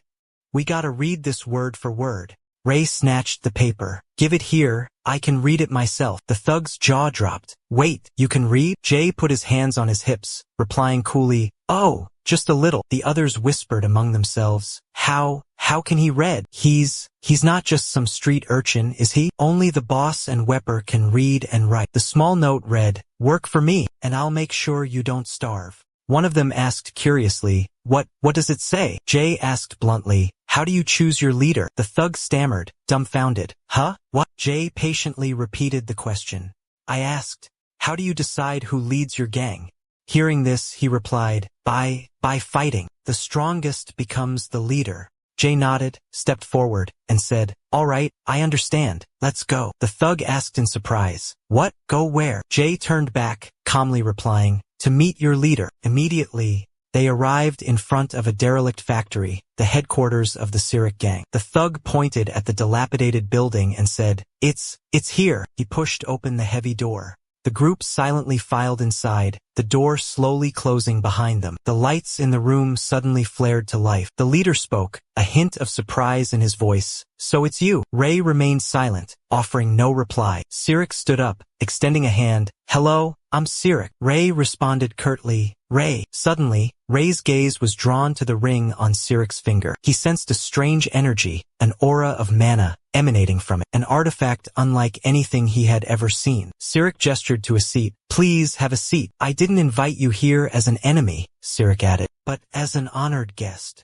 Ray calmly sat down. Meanwhile, the underlings continued to stare at him with scrutinizing eyes. Ray thought to himself, he's trying to assert his dominance. He's not much older than me, but his leadership is truly exceptional. Cirk continued, I've gained even more respect for you after meeting you face to face. You possess admirable fortitude. Where do you hail from? I heard you got here by car? Calmly replied, Sector 50. Hearing this, the underlings' faces paled, and they erupted in a cacophony of whispers. Is this guy crazy? Never heard of an AI coming from Sector 50. They say the higher the sector number, the greater the difference in power. He drove himself here? Unbelievable. This is beyond imagination. Cirk abruptly roared, Enough! Cirk looked at Jay with keen interest. If that's true, it's quite extraordinary. Your potential could surpass even our organization. Jay asked, Organization? Cirk nodded in confirmation. Yes, we are an organization, and we're planning to join a much larger one. An organization called Red Edge, incredibly renowned in Sector 45. Will be approved to join once we have 60 members. Cirk excitedly proposed, So, is that enough to convince you to join us? This is a golden opportunity to solidify your position and expand your influence. Jay responded with a sardonic smile. A tempting offer indeed. Joining a gang couldn't be easier. Cirk smugly affirmed, Precisely, it's a wise decision to join our ranks. But Jay coldly declared, his voice sharp as a knife. However, I refuse to serve anyone weaker than myself. A heavy silence fell over the room, an eerie stillness. Cirk jumped to his feet, roaring in fury. What did you say? You dare call me weak? Jay calmly replied, unflinching. In Sector 50, we choose the strongest to lead, not the one with the loudest mouth. One of the underlings, enraged, hurled an insult. You dog! You dare disrespect the boss? Before he could finish, Cirk had him by the throat, choking the words into gurgles. Cirk growled, Who gave you permission to speak? I hate being interrupted. Beg, plead for my forgiveness. Jay observed silently, thinking to himself, enhancement magic, but it seems he's not using the magic himself. His gaze was fixed on the blazing red ring on Cirk's hand, where a powerful magical energy emanated. Day spoke coldly, his tone indifferent. When will this be over? The subordinate standing beside him, hearing this, his expression changed, and he answered in a panicked voice, It can't be rushed. Only when one of them yields. Day thought to himself, It seems I have to break this stalemate myself. That ring is the key. He slightly extended his hand, and a dark energy immediately disrupted Cirk's magical flow, taking Cirk completely by surprise, leaving him clueless as to what was happening. What's happening? The ring? Is there something wrong? Cirk wondered in astonishment. Day smirked, his tone somewhat mocking. My apologies, I got a little impatient. Day's emotions were volatile, shifting from cold indifference to mockery. Cirk advanced towards Ray, his eyes sharp. Now, let's continue our unfinished business. You said I was weaker than you, didn't you? I'd love to see a demonstration. Cirk's tone was challenging. Ray responded, his voice full of authority. Yes. Instantly, a metal chair flew towards Ray with incredible speed, but Ray quickly dodged, his movements agile and precise. He scoffed, retorting, "You're weaker than me." Hearing this, the other man roared furiously. "What did you say? Say that again." Then he turned to ask his companions, his face full of rage. Any of you think you're stronger than me?" His underlings trembled, answering in unison, "No, boss. Boss is obviously stronger. Absolutely. Boss is the strongest in the world." Ray glanced at him with disdain, thinking to himself, this ring reacts to Cirk's every emotion. How strange. He didn't react at all when the mana source was separated from the ring. This proves that he's completely clueless about the ring's effect on him. Cirk looked at Ray, slowly saying, "All right, Ray, you want to witness my true power." Ray instantly jumped up, yelling out a challenge. "Let's fight, Cirk. A duel for the position of supreme leader. If I lose, I'll submit to you, work under your command." Cirk grinned wickedly. "Fine, then I'll see you in a week." He clenched his fist, gritting his teeth, a savage glint in his eyes. "We'll duel in front of everyone. My crew, the other gangs, everyone will witness it." His voice boomed with arrogance. "That's the only way to be fair, to prove who's truly stronger, isn't it?" Ray nodded in agreement. He continued to ask, "But where did you get that strange ring?" Cirk sneered, his voice dripping with sarcasm. "Me? You'll find out soon enough." He paused, then added with disdain, "But that will definitely never happen." The scene shifts to the next day. Ray walked down the street, lost in thought. That ring. What secret does it hold? What is it? Suddenly, a stranger emerged from behind, attempting a sneak attack on Ray. With lightning-fast reflexes, Ray blocked the attacker's fist. A group of thugs, armed with clubs, appeared and jeered. Well, we got you now. Who gave you permission to snoop around here?" One of them spoke, his voice full of challenge. "You must be out of your mind." Ray was surrounded by the hostile group. They continued their threats. "Don't even think about escaping on our turf. Let us teach you a lesson in manners." Annoyed, Ray roared, "Shut up," as he got into a fighting stance, provoking them. "Come at me." In a matter of minutes, Ray had taken down the entire gang. He thought to himself, "Wherever I go, there's always trouble." Word of what happened between Cirk and me must have gotten out. Jay pondered in silence. Although Cirk's gang was forbidden from attacking without permission, the other gangs weren't bound by that rule. They could do whatever they pleased. To let an outsider roam freely in their territory without inflicting any harm would be a humiliation, a stain on their honor. Moreover, it seemed the others were starting to monitor his every move. He wiped the blood from his face, muttering, "Everything is going according to plan." Jay continued his reasoning. The more magic is used, the stronger it becomes. With a single move, he had sent his opponent flying. Clenching his fist, he thought, "The more combat experience I gain, the faster and less energy-consuming magic will become." Provoking them was indeed a wise decision. Day spoke up, changing the subject. "Let's put that aside for now." He raised his hand, his voice booming. "Are you going to just stand there and watch?" Hearing the call, a silver-haired boy in a baseball cap emerged from the crowd. Philip, mustering his courage, stepped forward and asked Day, Are you a hunter?"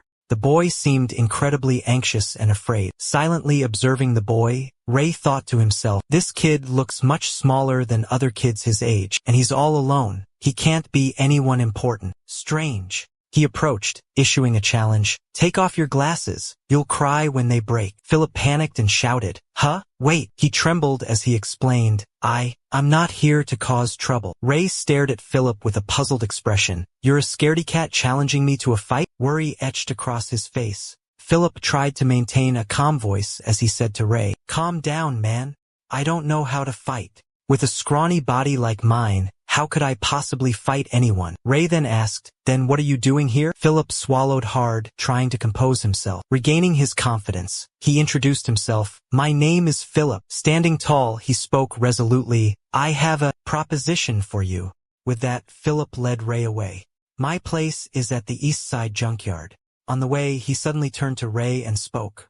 "Hunter, your reputation precedes you. People are talking about you everywhere. It seems Hunter is the nickname I've been given, Ray replied, after crushing those monsters. As a stranger in these lands, Philip added. The two continued walking side by side, journeying down the path ahead. After a while, they finally reached a room. Philip turned to Ray, smiled and announced, "We're here," then pushed the door open. Inside was a vast space, bustling with countless people. They were all members of the organization Philip belonged to, busily discussing and exchanging tasks with each other. A voice called out from the crowd, "Hey, is anyone a delivery bot heading to 3rd Street? Could I ask a favor? Deliver some things for me."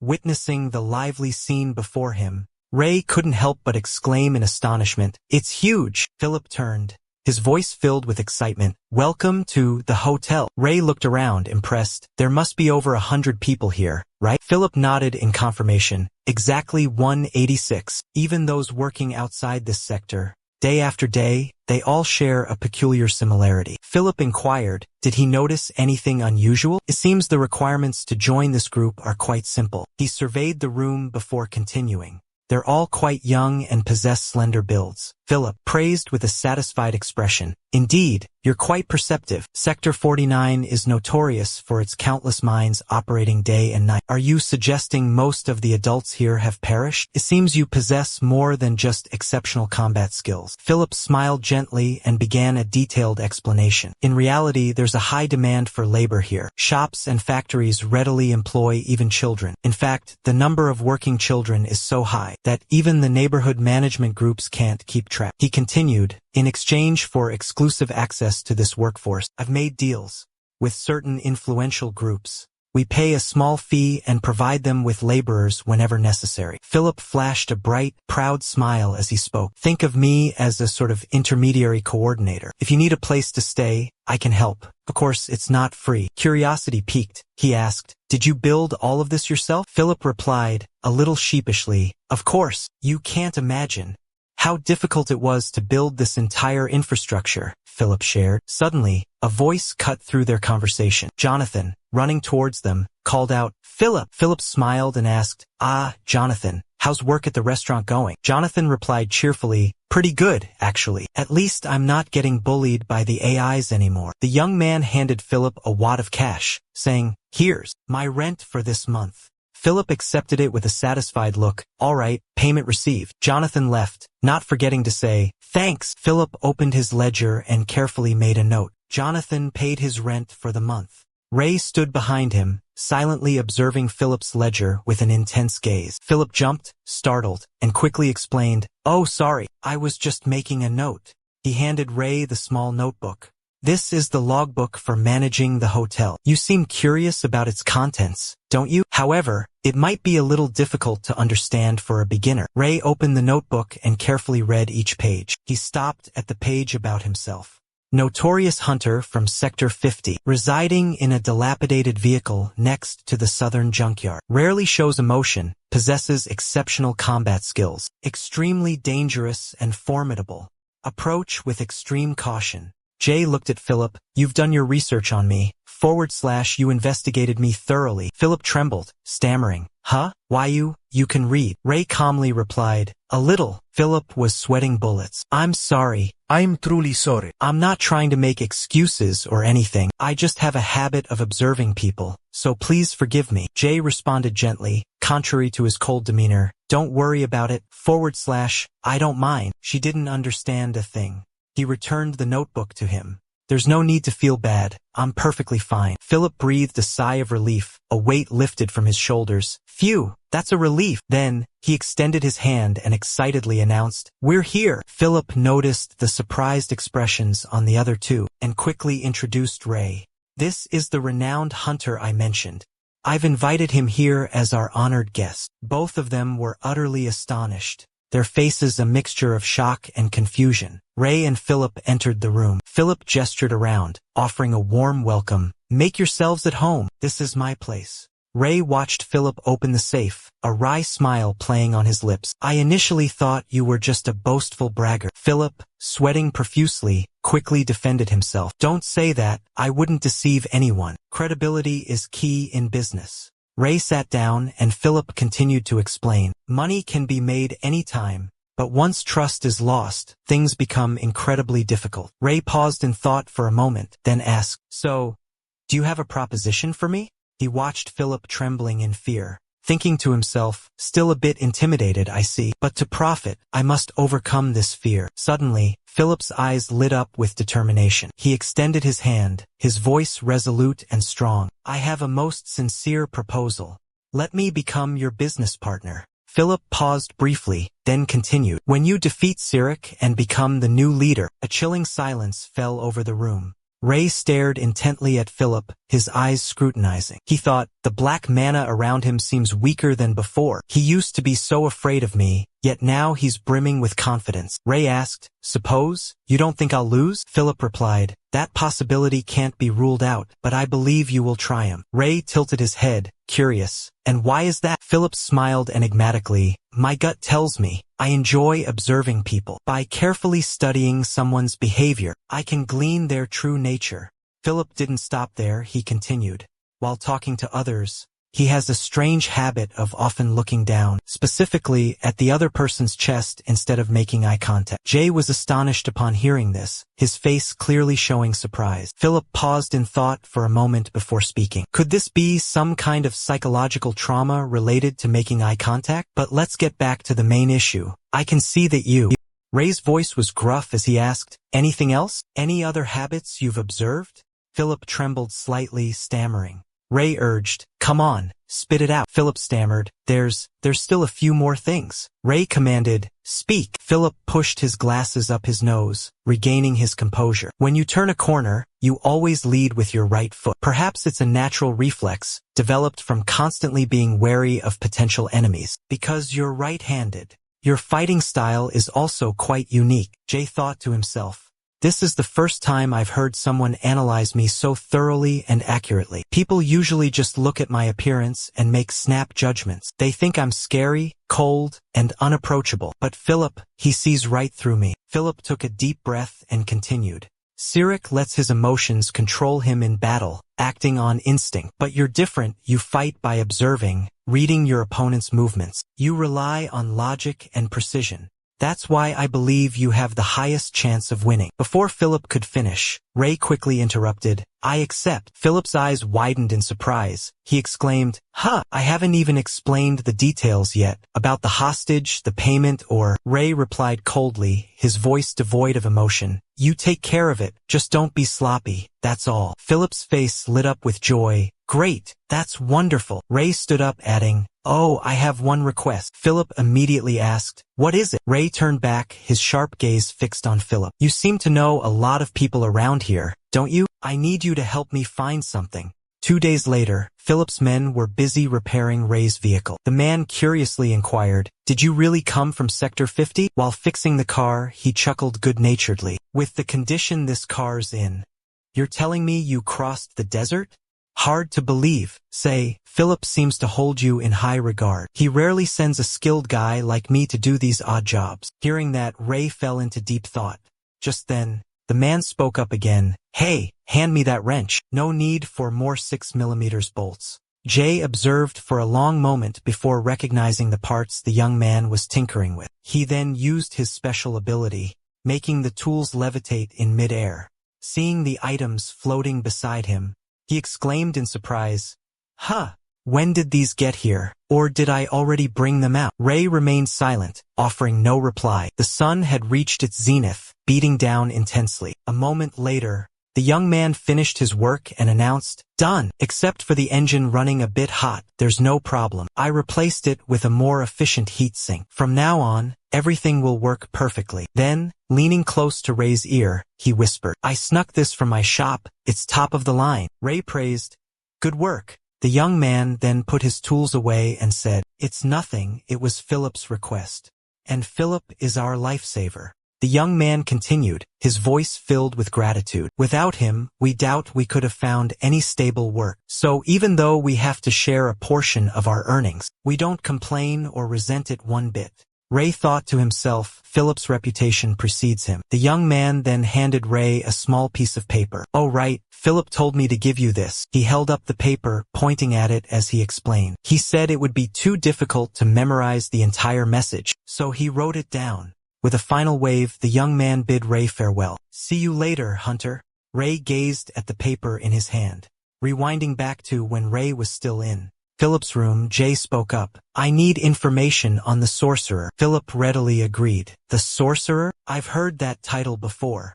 I'll gather 10 leads from the least suspicious sources. It won't take long. Philip asked with a grin. Who do you think I am? Jay sat in his car, holding a note, a pensive look on his face. I can't believe I've gathered this much information in just 2 days, he muttered. Jay began reading the note aloud.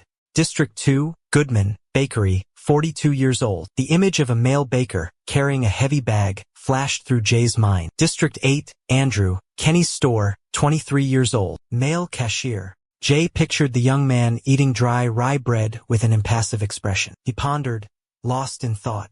Suddenly, a detail surfaced in Jay's mind. This person seems very suspicious. I need to investigate further. The scene shifted to a crowded street.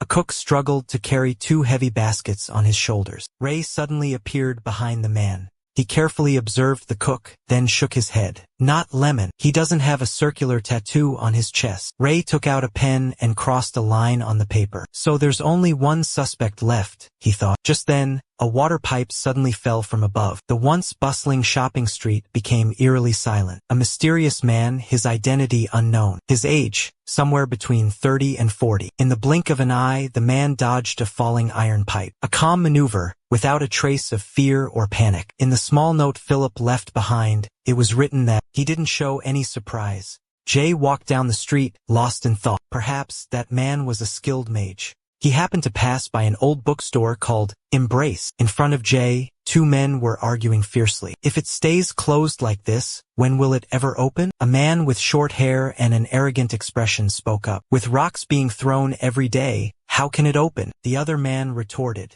Let's stop it right here. Hearing that, the man in overalls roared, cursing the other as an idiot. They said they'd pay double if this bookstore was destroyed. How can we stop? The other man stared at a large rock with a sinister look. This time, throw it to the 2nd floor. We're not just stopping at the door, we're going inside. We're gonna make those people in there get out. Then, the kid raised a rock, getting ready to throw it, and said, let me teach you a lesson right now. Suddenly, from above, the voice of a girl named Veronica rang out, filled with indignation and anger. Hey, get out of here. Furious, she yelled at the 2 boys. I heard everything you said. So you're the ones who threw rocks at the bookstore earlier, she continued in a threatening tone. Get out of my sight. Jay, the scumbag, stared at the girl and thought to himself. Pale yellow represents courage and determination, but with such a small amount of manaden, she must be terrified. Instead of being scared by her words, the 2 boys picked up rocks and challenged her. What? You think we don't see you trembling? Lucky you to have a house. We don't even have a place to sleep. Veronica stammered in fear. Shut up, the adults will. The brats immediately threw rocks at her house. The unexpected action made the young girl scream in terror. They looked at her with provocative and arrogant eyes. Their tone was full of mockery and sarcasm. Everyone knows. This godforsaken place is full of nothing but kids and feeble old people. The girl trembled, terrified, but still managed to yell, Shut up! Get out of here right now! Jay remained silent, hidden in a dark corner, observing the events unfold. Another boy in the group continued to throw rocks at the house, yelling loudly. This time, the rock was aimed directly at the girl's face. Jay started to pay attention and suddenly felt a surge of horror within him. He realized the girl was using magic. Her hands were raised in front of her, like a shield. A stream of blue mana enveloped her. The large rock that was flying towards her suddenly stopped. It hung suspended in mid-air. The next moment, the rock flew back, straight towards the 2 boys. A strong gust of wind arose, knocking them to the ground, screaming in panic. What's happening? The girl was still trembling, staring at her hands. Her face was filled with astonishment, unable to believe what had just happened. Jay couldn't hide his surprise either. Just a fleeting illusion, try again. Day stood hidden in the shadows, lost in thought. No, that was definitely magic, there's no mistaking it. Veronica trembled high above, screaming in terror, Go away! Get out of here! But the children seemed completely unfazed. They only grew more aggressive. Each child, a stone clutched in their hand, yelled, "Playing tough, huh? Take this!" From so high up, they couldn't possibly reach her. Two sharp stones hurtled towards Veronica. Veronica squeezed her eyes shut, thinking, I can't dodge them. The stones were closing in, mere moments from striking her face. Ray instantly used his power, creating a powerful gust of wind. The sudden wind startled the two children, making them cry out in surprise. "What was that?" they exclaimed in unison. Such strong wind. One stone was swept back by the gust, hitting the child in overall square in the face. He clutched his face and cried out in pain, "Ow!" The child beside him panicked and shouted, "What's going on?" He started to ask, "Are you okay?" But before the question could leave his lips,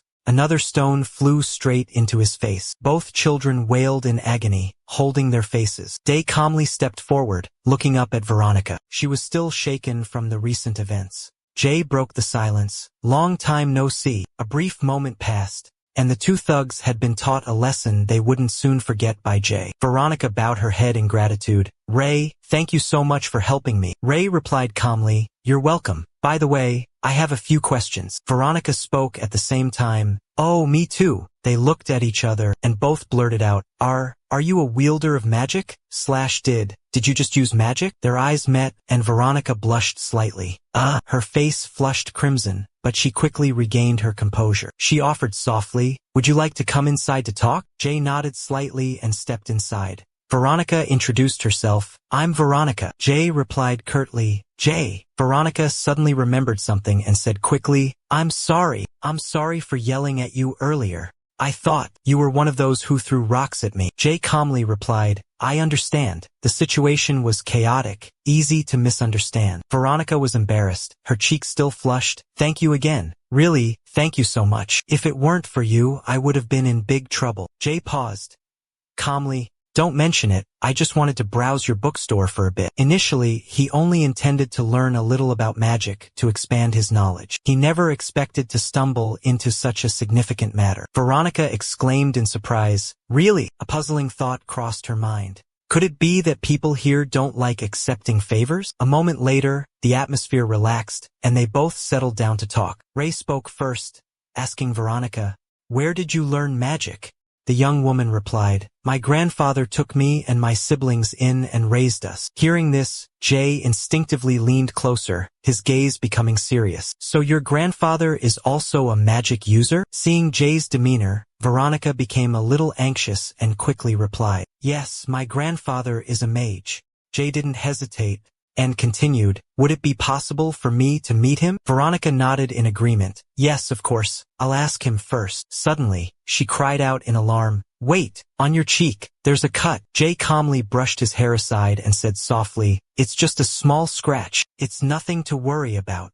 However, Veronica couldn't hide her worry. "But if we leave it like this, the wound will get infected." She gently approached him, placed her hand on his face, and softly said, "Wait a moment." Veronica closed her eyes, focusing her energy. The scratch on Ray's face gradually faded, then vanished completely as if it had never been there. She sighed in relief.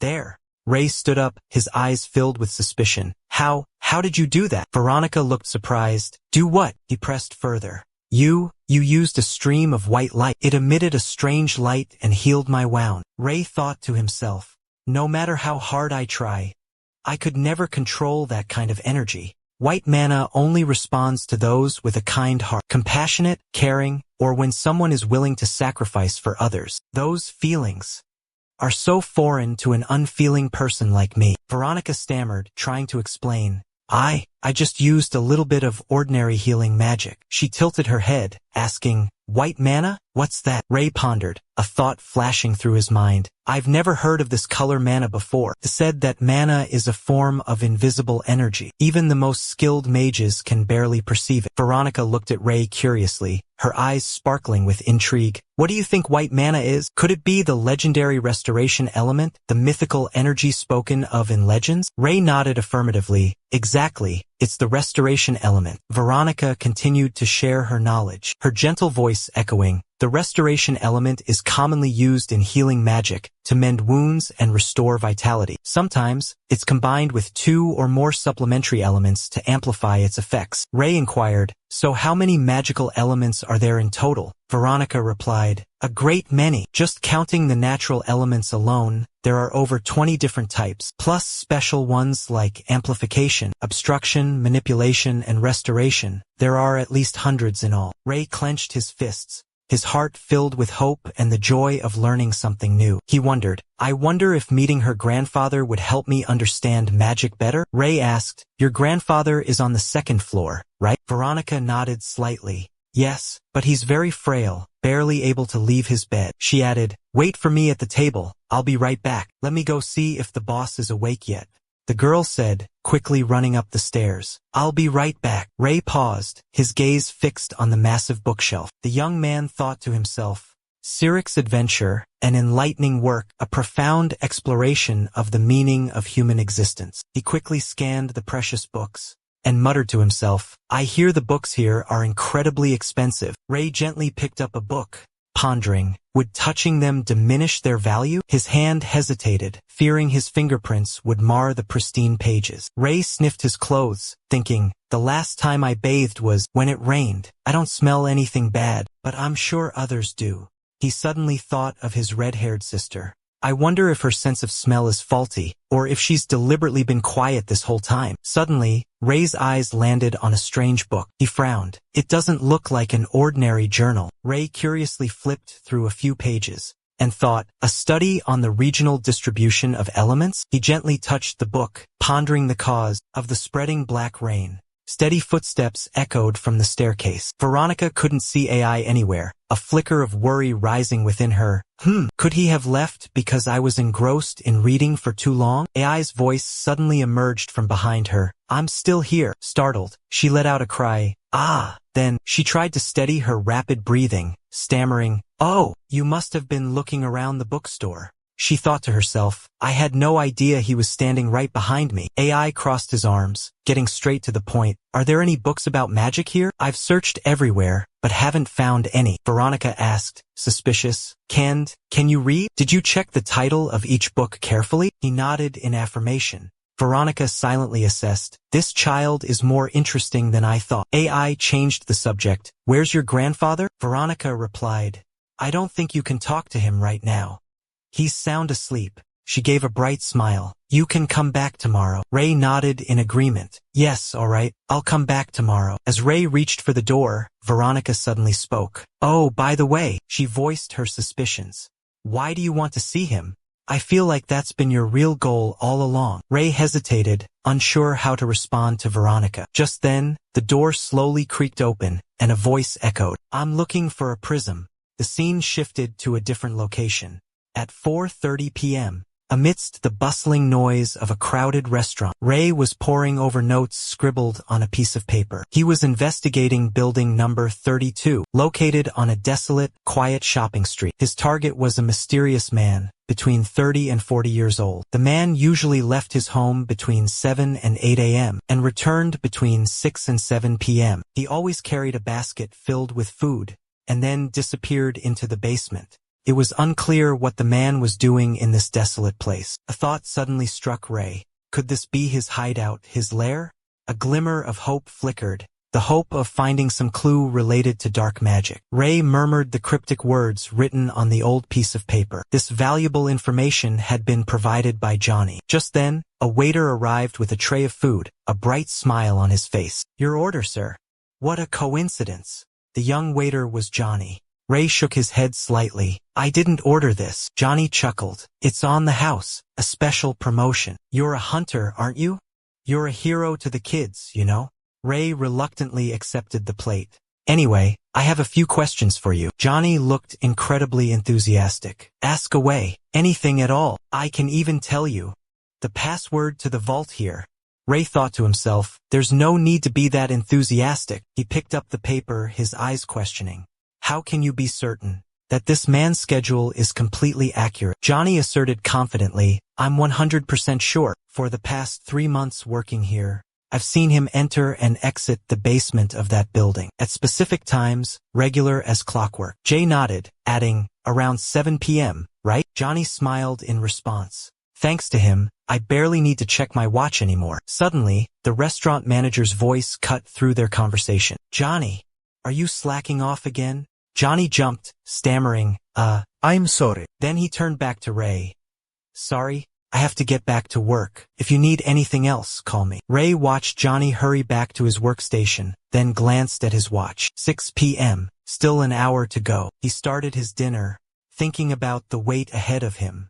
Soon his plate was empty. Ray drained his glass, his gaze thoughtful as he looked out the window. Suddenly, his eyes widened in surprise. The person Ray had been waiting for had finally appeared. Ray looked at the man's mana container and immediately spotted a vibrant red glow. Strange circles orbited around the red mana, just like the magic user with glasses Ray had encountered before. He's definitely a magic user, Ray thought to himself. Ray quickly grabbed his hat and rushed out of the tavern. He called out, "Thanks for the meal." Johnny cheerfully replied, "My pleasure." Ray stood before the man's house, formulating a plan. He'll leave in about an hour, Ray muttered to himself. I need to use that time to find some clues about magic. In the meantime, Ray approached the house and tried the door, but it was locked tight. Ray grimaced, just as I expected. But I can't give up. I have to find a way inside, no matter the cost. Suddenly, a powerful surge of mana emanated from Ray's body for 10 seconds. My mana is reacting, Ray realized, and flowing into the lock. The strange lock absorbed a surge of mystical mana, and the heavy door slowly creaked open. Jay stared at his hand, astonishment etched on his face. How did I do that? But he quickly dismissed those wandering thoughts. No, I have to focus. I can't get distracted now, Jay told himself. Ray began to meticulously observe the room. Scraps of paper scattered in a corner suddenly caught his attention. What's this? Ray wondered silently. Could this be a vital clue about the mysterious sorcerer? Ray carefully picked up the fragments and read them to himself. Like a raging fire consuming my fading life. Ever since the Shadow Society was disbanded, Ray wondered, could these be the words of that man? The paper was covered in a jumble of scribbled, overlapping handwriting. Ray struggled to continue reading. The bloodstone that destiny bestowed upon me, it can grant me unparalleled power. A line suddenly jumped out at him. To the 66 hidden sanctuaries. The number 66 reminded Jay of the 66 orphans he had encountered. Cyric's words suddenly echoed in his mind. They promised to take us in, when there were 66 of us. Jay began to speculate.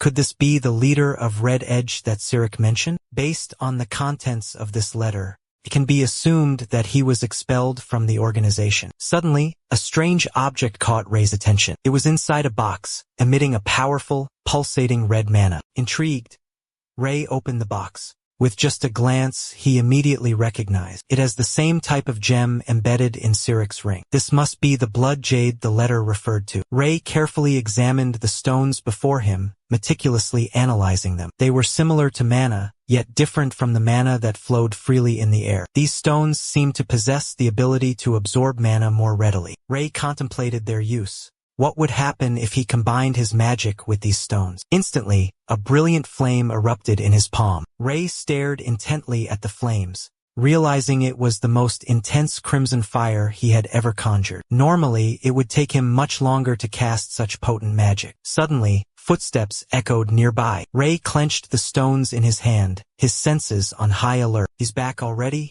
Less than 15 minutes later, the man walked back into the room. He approached the table, muttering, "Damn it, I can't believe I forgot. My memory is getting worse and worse. This must be why the boss fired me," he consoled himself. Hidden behind the door, Jay listened intently to every word Walter said. Walter exited the room, still muttering to himself, "I need to buy more food than usual. That way I won't have to go out for a long time." Ray stood behind the door, remaining calm. He's gone again, he thought. Suddenly, Walter stopped. "Oh, there's something else I need to do." A sinister smile spread across his face. He mumbled, "Right, I need to buy some more rat poison." Walter spun around and yelled, "You think I don't know you're hiding there?" Jay reacted swiftly, slashing his knife at Walter. Walter screamed in pain. "Ugh!" He struggled to keep his balance after the fatal blow. Walter slammed his fist into the wall, bellowing in despair. "Damn it!" Gritting his teeth, Walter growled, You're an AI, aren't you? I thought you were some organization's assassin, Walter said angrily. But it turns out, you're just a brat. Blood streamed down Walter's face as he cursed under his breath. Damn it! Blood's getting in my eyes, Walter mumbled in pain. How did you unlock the door? Walter demanded. Without hesitation, Ray lunged forward, confronting Walter. Brandishing his knife, Ray thought to himself, I have to subdue him, force him to reveal everything he knows. But what happened next completely surprised Ray. Walter grabbed the knife, yelling, You little bastard! A strange power slowly emanated from Walter. You dare deceive your elders, point a knife at them? Walter roared. He grimaced at the blade, then asked, And why are you so strong? Ray swiftly yanked the knife from Walter's grasp and jumped back. He held the blade defensively in front of him, warily watching Walter. This bastard! Ray suddenly realized Walter's trick.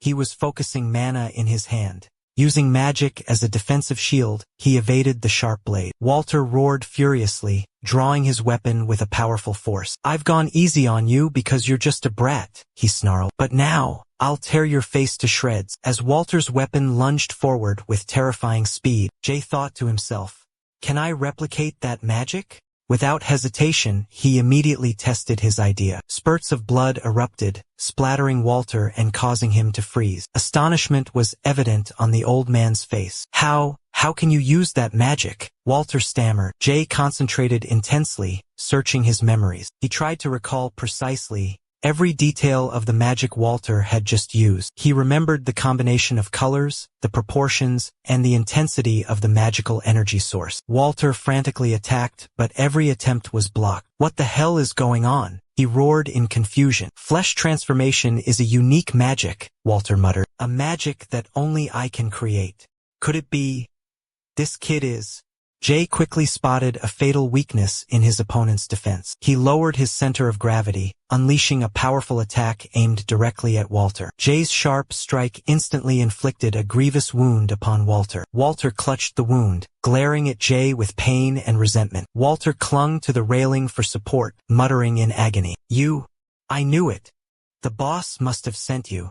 Before Walter could finish, Jay, swift as lightning, stabbed him in the hand. I've heard rumors that among the assassins, there's one who possesses the ability to copy magic. Jay maintained an astonishing composure. A thought flashed through his mind. He needed to lower his voice to conceal his true identity. He coldly questioned Walter. I have some questions for you, and from now on, you'd better answer truthfully. Answer my questions if you want to live.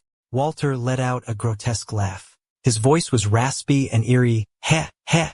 To think the legendary assassin is so young. Jay watched as Walter lay dying, his breath growing fainter. Inwardly, Ray swiftly assessed the situation, drawing on his vast experience. He concluded that negotiating with someone like Walter was utterly pointless. If no further useful information could be extracted from him, then the optimal solution was to eliminate him right here. Suddenly, Walter erupted with a terrifying surge of energy, startling Ray. He roared maniacally, All right, I get it now. I finally grasped it. I'll leave that old man with no choice but to acknowledge my true power. I'll burn you alive, you damn assassin. Fierce flames began to erupt from Walter's body. Walter laughed, his voice filled with madness and savagery. Blood-eyed Walter will pay him a visit personally soon enough. That is, if you manage to make it out of here alive. Jay remained calm, observing and analyzing the unfolding events. Mana swirled around the rings adorning Walter's body. Crimson mana coursed through him with alarming speed, pulsating through his veins. Jay grimly assessed the situation as extremely dangerous. If he didn't quickly use mana to create a protective barrier, he would be in serious trouble. The flames intensified. Walter roared, Assassin! You came here just to kill me and steal the red blood jade? He lunged towards Ray, his voice dripping with challenge and provocation. Ray, try and kill me. Ray instantly summoned his mana, creating a solid shield to block the onslaught of the ferocious flames. Walter maintained an amused smirk, his tone sarcastic. A shield? Not bad. For an assassin who dared to come here and assassinate me. You should at least use more impressive magic than that. Walter's attacks grew increasingly fierce and savage. He continued to taunt. Only defending? For how long? How long do you plan to hide? Ray desperately tried to focus, searching for a viable plan. I can't get close to him while he's enveloped in those terrifying flames. This magic shield won't hold much longer either. What happened next completely blindsided him, exceeding all expectations. The flames suddenly erupted with intensified ferocity, Walter laughing maniacally in his frenzy. How about this, Ray? Ray recognized his limitations. He couldn't possibly withstand this terrifying power. He focused on observing Walter's overwhelming strength and thought, first, I have to find a way to extinguish those flames. Walter, fueled by his advantage, grew more aggressive, continuing to taunt Ray. You dared to deactivate your own defenses? Unbelievable. What's wrong with you? Are you truly that stupid? Walter abruptly fell silent, astonishment etched on his face. For Ray had unleashed a new attack, one completely unexpected. Walter's voice trembled with fear. Impossible. You just used two primary magic types simultaneously. A surge of raw power, infused with the untamed force of water, erupted from Ray's hand, aimed directly at Walter. Walter was utterly overwhelmed, his face a mask of shock and terror. You can control the water element? Could it be, you're not just a mere assassin? Before he could react, he was hit by a relentless, direct attack. The scene shifts. Day slowly emerges from the dilapidated house. He's drenched, blood continuously flowing from his nose. This is the consequence of using magic beyond his body's limits. Day wipes away the blood, thinking to himself, magic's power is truly terrifying, beyond imagination. His mana circulation flows smoothly, without any hindrance. The speed of merging magical elements is dizzying. He can't help but admire his opponent, Walter, a truly formidable and powerful foe. He can't even imagine how terrifying the power of that one-eyed mage with glasses could be. Day bitterly acknowledges that with his current strength, revenge is just a pipe dream. But he tells himself, with enough time, he will become stronger, surpassing all limits. Ray pulls out a gemstone from his pocket, muttering, if only I knew things would turn out like this. The gemstones in his hand emit a sparkling, mystical light as he speaks. I've gathered enough. The next morning, Ray arrived at the bookstore. He stepped inside. Veronica, holding a stack of thick books, greeted Ray with a bright smile. You're here. Come in. She observed Ray calmly, then asked, did you change clothes? You were wearing a raincoat yesterday.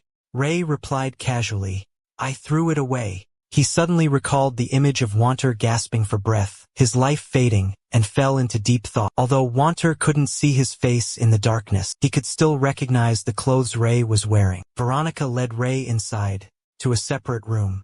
She explained, I told him about how you use magic to help us, and that you're searching for the rainbow. Ray asked, a hint of worry in his voice. You didn't say anything else, did you? Veronica assured him, no, you didn't tell me anything else either. Ray glanced towards the door, where a young couple was hiding behind it, curiously observing him. Without hesitation, he glanced back, offering a slight nod in return. The two children startled, their eyes wide with surprise as they stared at him. Then they quickly slammed the door shut. Veronica, slightly embarrassed, explained, those are my younger brothers. Grandfather took them in from the orphanage. Manta and Junfin were taken in and raised by their grandfather. Without missing a beat, Jay asked directly, to teach them magic? The abrupt question caused Veronica to blush. Flustered, she exclaimed, How did you know? Jay turned away, casually replying, what other reason could there be? You told me you learned magic from him. Veronica regained her composure, nodding, oh right. They quickly entered a room. Veronica announced, he's in here. Stepping inside, she cheerfully called out, Grandpa Graham, I brought Jay.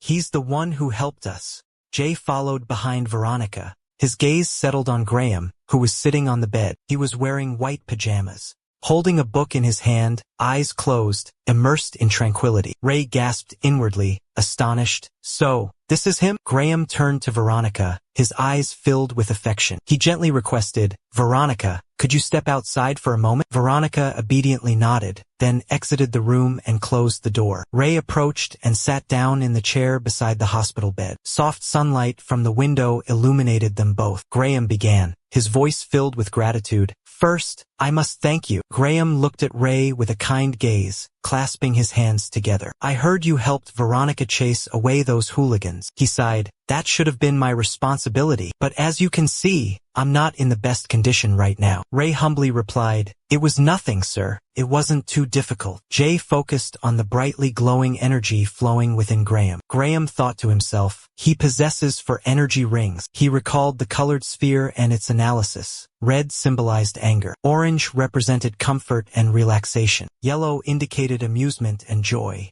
Green signified shame, while blue represented indifference. Indigo was sorrow and grief.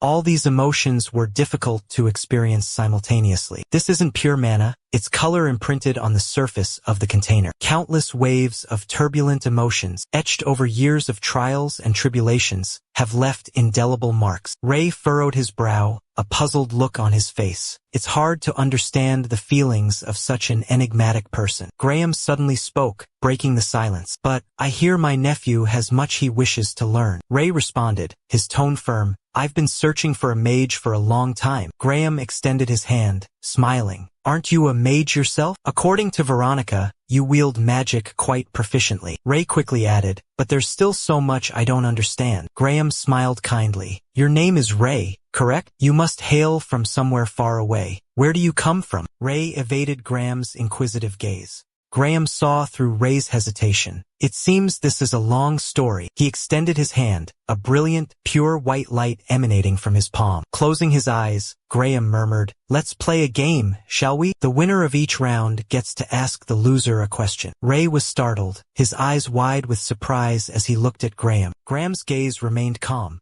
He said, "Don't dawdle now. Once again, this proves your senses are truly sharp. Can you feel the flow of mana between us?" Jay responded instinctively, "Yes." Then he thought to himself, "Not just feel, I can see it too." Jay recalled Graham's hand emitting a grayish-white mana stream. At Jay's expression, Graham narrowed his eyes, a knowing smile playing on his lips as he thought, "The atmosphere has shifted." Then he gently explained, "Each type of magic utilizes a different element. When these elements meet, they interact and create a new element. The element present between us right now is the element of sustenance. This is the element necessary for magic to maintain its inner balance and to shield itself from external influences." Graham closed his eyes, stroking his beard and sighing. Because of this inherent equilibrium, it's the most difficult element to manipulate. Jay asked, "What about the element beside it?" Graham's eyes widened in surprise. You sense 2 flows?" "Not one," Jay calmly affirmed. "There are 2, one ash gray and one a deeper charcoal gray. Clearly 2 completely different shades."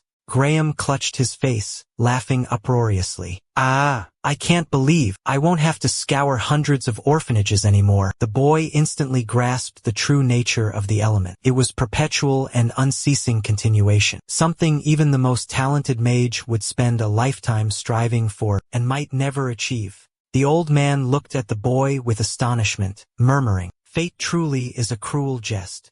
I don't have much time left, but now I've found a true prodigy." The boy calmly looked at the old man and asked, "So if the element isn't about sustaining, then what is it?" The old man stopped laughing and lowered his hands from his face. His eyes gleamed with excitement as he looked at the boy, and frankly proposed, "What's more exhilarating than testing yourself in this game, and awaiting the outcome?" Graham extended his hand towards the boy, elaborating, "It's simple. Currently, we are witnessing a unique sphere, composed of 2 entirely distinct elements. This sphere is present right between us. To illustrate this more clearly, let's use a specific example. Try using your power to pull the sphere towards yourself. Let's see if it will yield to your strength." Veronica and the boy simultaneously exerted their powers, attempting to pull the mana sphere towards themselves. "To ensure fairness, I'll place the sphere a bit closer to you." Graham then quickly returned the sphere to the center between the 2. Seeing the signal, the boy reached out his hand. In his mind, he told himself he must triumph over this seasoned mage. He knew this would be incredibly difficult, but with a slight advantage, perhaps it would be possible. He firmly believed in that possibility. "Let's begin." Graham smiled warmly, nodding to signal he was ready. "I'm ready," the boy calmly replied. As soon as he finished speaking, the sphere shot towards the opposite side. The boy's eyes widened in astonishment. The sphere was being drawn towards Graham with incredible speed. Graham gently caught the sphere in his hand. Jay closed his eyes, a premonition washing over him, a sense of what was about to happen. He stood frozen, speechless, unable to react. A silent scream echoed in his mind. Too fast! Graham maintained his calm, easy smile. He glanced at Jay with a sly, cunning look. Graham held out the crystal ball and declared, I will ask the first question. Who taught you magic? Jay calmly withdrew his hand, responding confidently, I am self-taught. Graham's jaw dropped, his face etched with utter astonishment. You've surprised me twice in one day, young man. Jay countered, Are self-taught mages that rare, Master Graham? Graham laughed heartily, playfully reminding him, If you win, I'll answer. But that's a question too.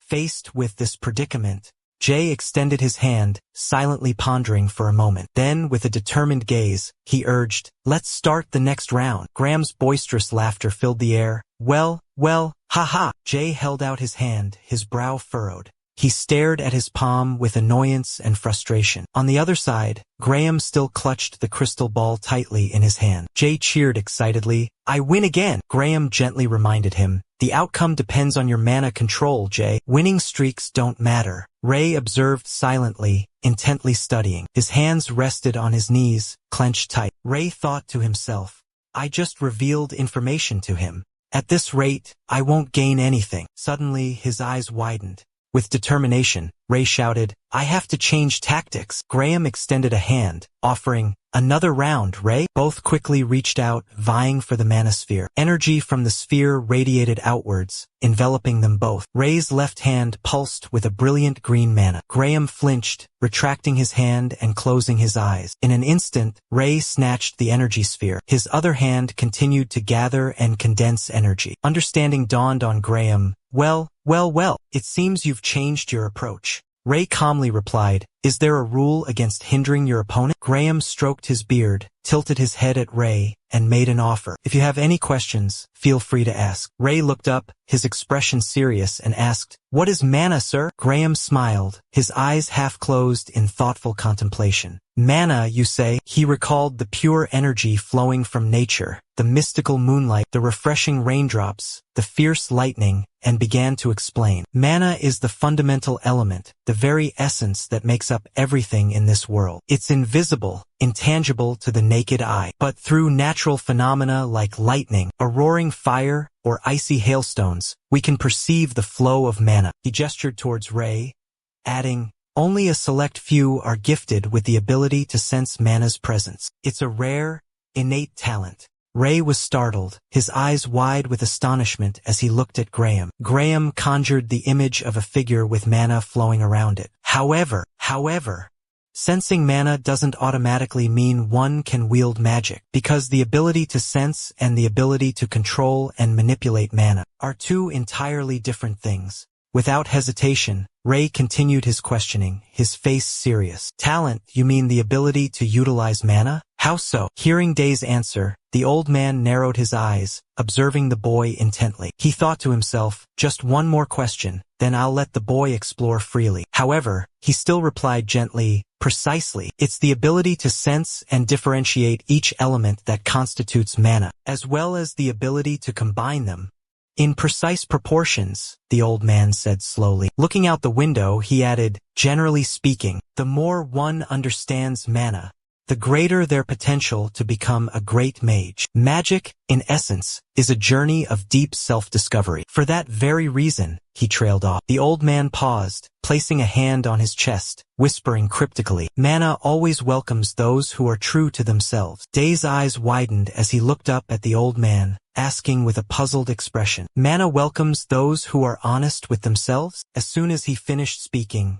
the energy sphere was swiftly drawn towards Day. The old man's face was filled with utter astonishment. Reaching out his hand, eyes wide, he murmured, The sustaining element, considered the most difficult element to control, and yet the boy had already grasped its unique nature. After the match, he breathed a sigh of relief, letting out a few. Graham closed his eyes, accepting defeat, and asked, So, what's your next question? Ray, recalling the mysterious red energy, seriously asked Graham. I want to understand more about the strange rings around the mana core. He looked surprised, turning to Ray with a curious expression. You mean the rings surrounding your mana container?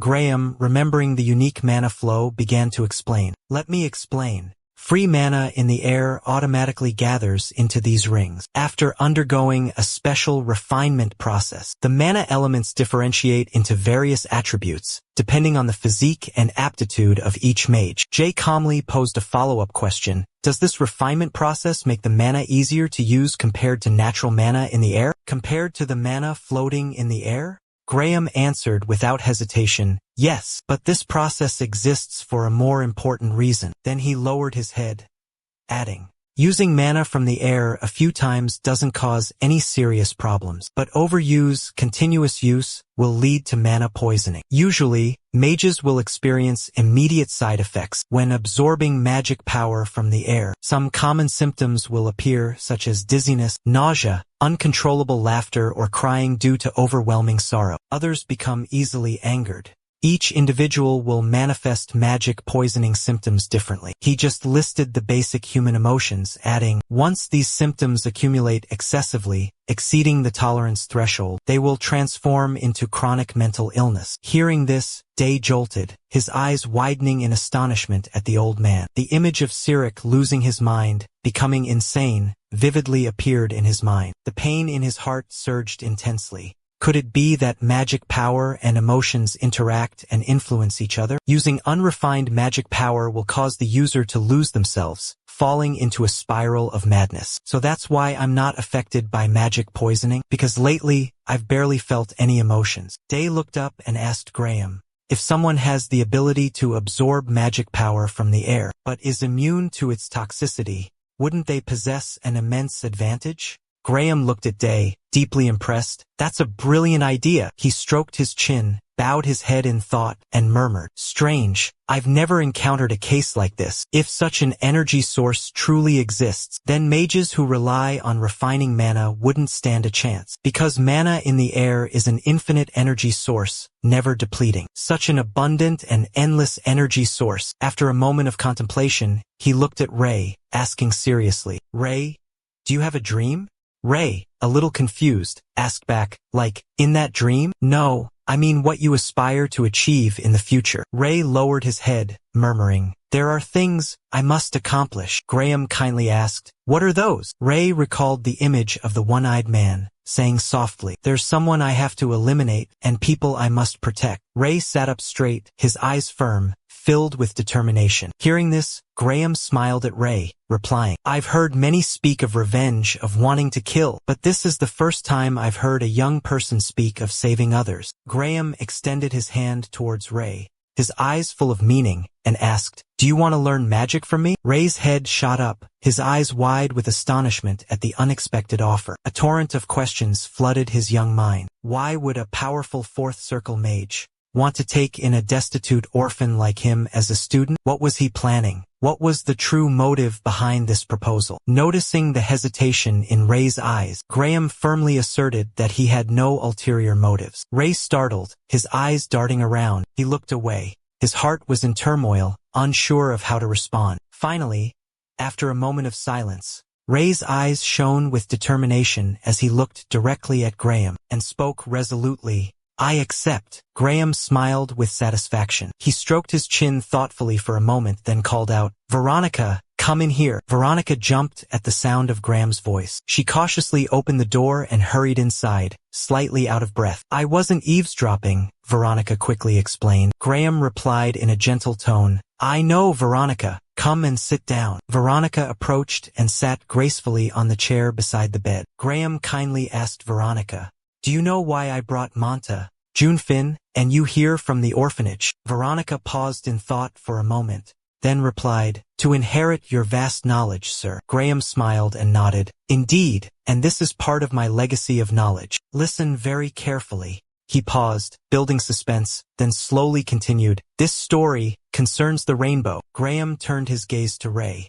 I hear you're embarking on a journey to find the rainbow. Is that right? Ray was startled. His eyes darted towards Graham, then quickly broke into a bright smile. The young man nodded in confirmation. Yes, sir. The rainbow is a legend passed down from ancient times, Graham began. And to this day, many still tirelessly search for it. Graham recalled the image of a vibrant stream of energy, like a mystical rainbow, along with crystals that shimmered with magical light, and crystals that emitted a mesmerizing light. He mused, there are countless theories, rumors about the rainbow, but they all point to one single thing. Whoever finds the rainbow will possess extraordinary power, becoming an entity, almost godlike. An immense, seemingly endless energy surged through his arm. Veronica looked up with innocent eyes, curiously asking, Grandpa, what are deities? Ray, also curious, listened intently. Graham calmly explained, simply put, they are beings possessing absolute power, capable of doing anything they desire in this world. Ray pondered thoughtfully, unconsciously stroking his chin. So, does that mean the one-eyed sorcerer is also after the rainbow? Suddenly, a strange object hurtled through the window from outside, startling all three of them.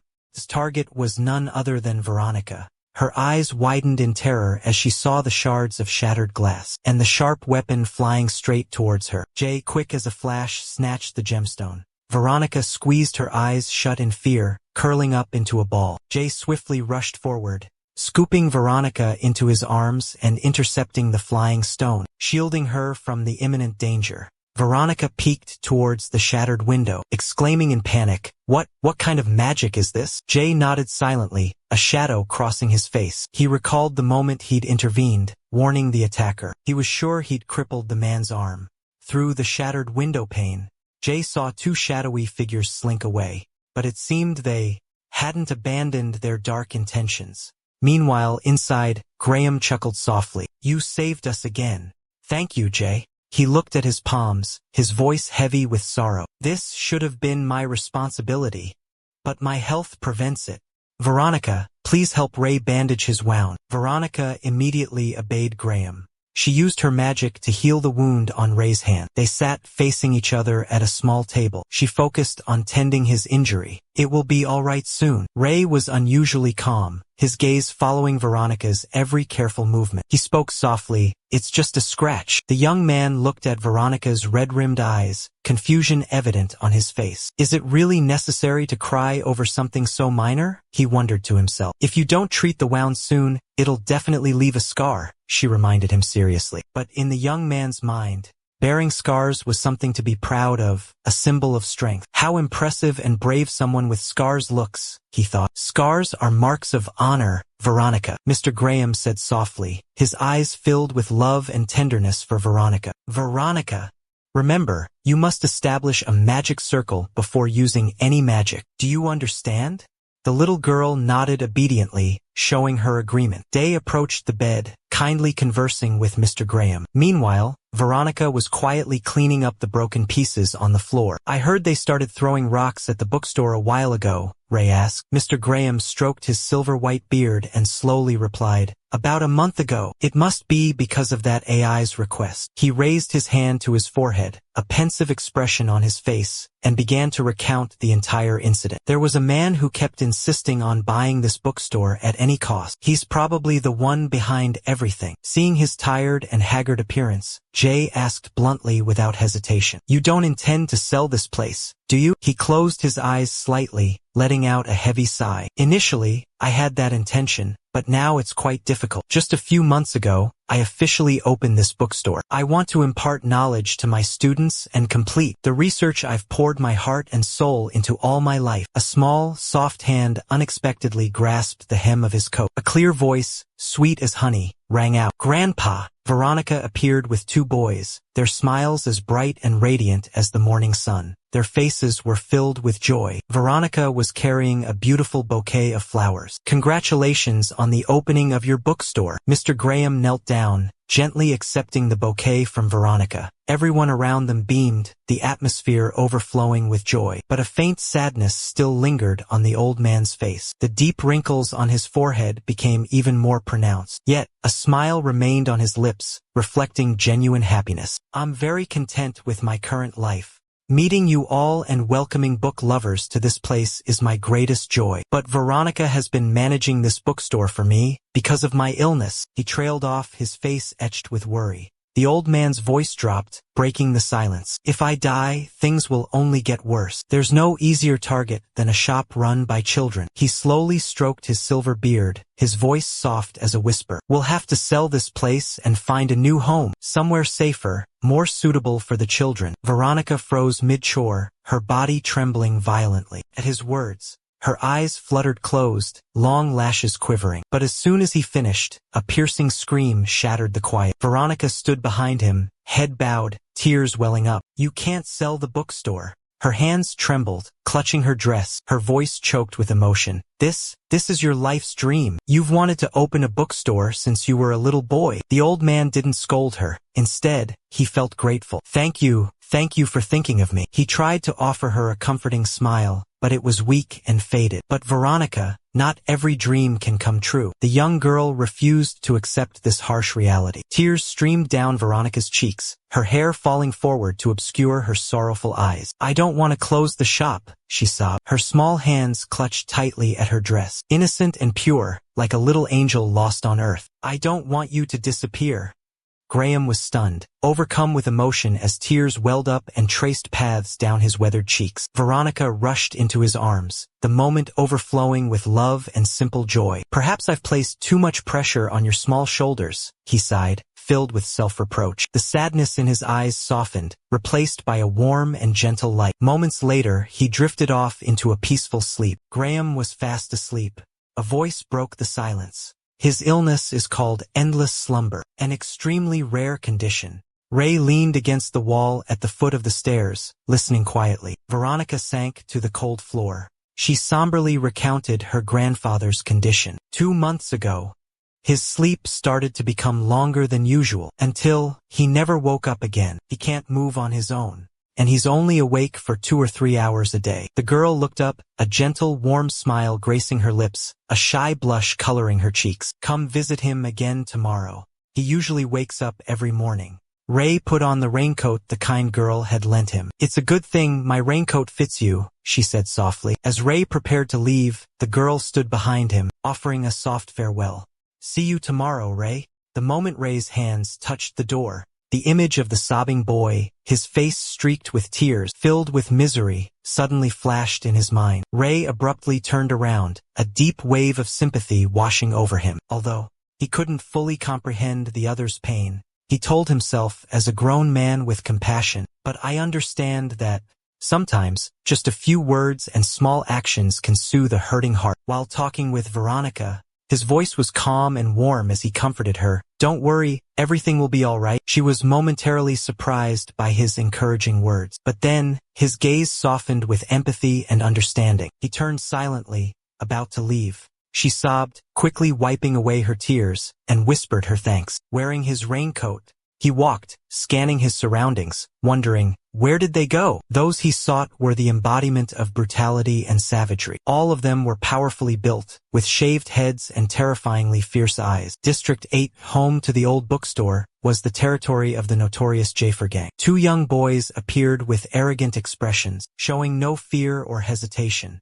Their attitude instantly gave away their affiliation. Those kids must belong to Jafer, he thought to himself. As he walked, he was lost in thought, his mind tormented by a whirlwind of emotions. His footsteps felt heavy on the deserted street. They must have returned to their hideout to escape the downpour. I plan to deal with Jafer, but I need a solid plan, he muttered to himself. His pace quickened, almost a run in the darkness. He decided to seek out Philip first, because he had connections with other gangs. He arranged a secret meeting with Jacker. Suddenly, Day stopped, a premonition telling him something was wrong. He ducked into a hidden corner, concealing himself in the shadows. Flickering lights, along with chaotic, violent sounds emanated from a secluded room. Outside the room, a group of men stood guard. Day recognized them. They were Sirius's men. What the hell was going on? One of them groaned, his voice filled with boredom. Hey, when will this be over? The other man's face was pale, fear evident in his expression. You know the boss. Probably not until morning. Day watched silently, trying not to make a sound. Through a crack in the window pane,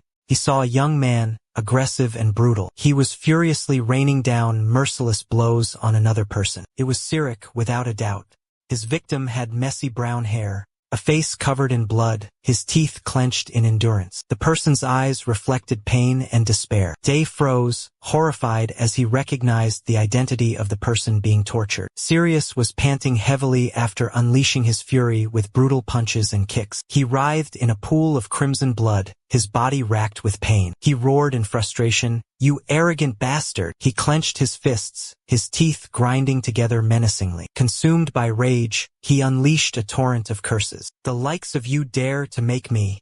Suddenly, from beyond the door, agonizing screams and cries of pain echoed endlessly, making him startle, stunned. He whipped around, confusion evident in his eyes. Moments later, a figure appeared, grabbing a guard by the head and kicking the door open. Outside, chaos reigned, a bloody battlefield. Guards lay scattered, brutally beaten. The man stood facing Cirk, bellowing his name. Cirk! Seeing GA standing coldly before Cirk, he couldn't help but be surprised. Dried blood still streaked GA's face. He let out a delighted laugh. "What's going on? Do you have a grudge against this guy?" Philip slumped to the ground, his whole body trembling, gasping for breath. His body was covered in wounds, a crisscross pattern like a spiderweb. He quickly assessed the situation. Philip was unconscious. What happened to him? Ray wondered. Ray suddenly recalled Philip's warm, friendly smile. He told himself he shouldn't have gotten entangled in this so-called code of brotherhood, especially with a business partner. Philip was just a regular business partner.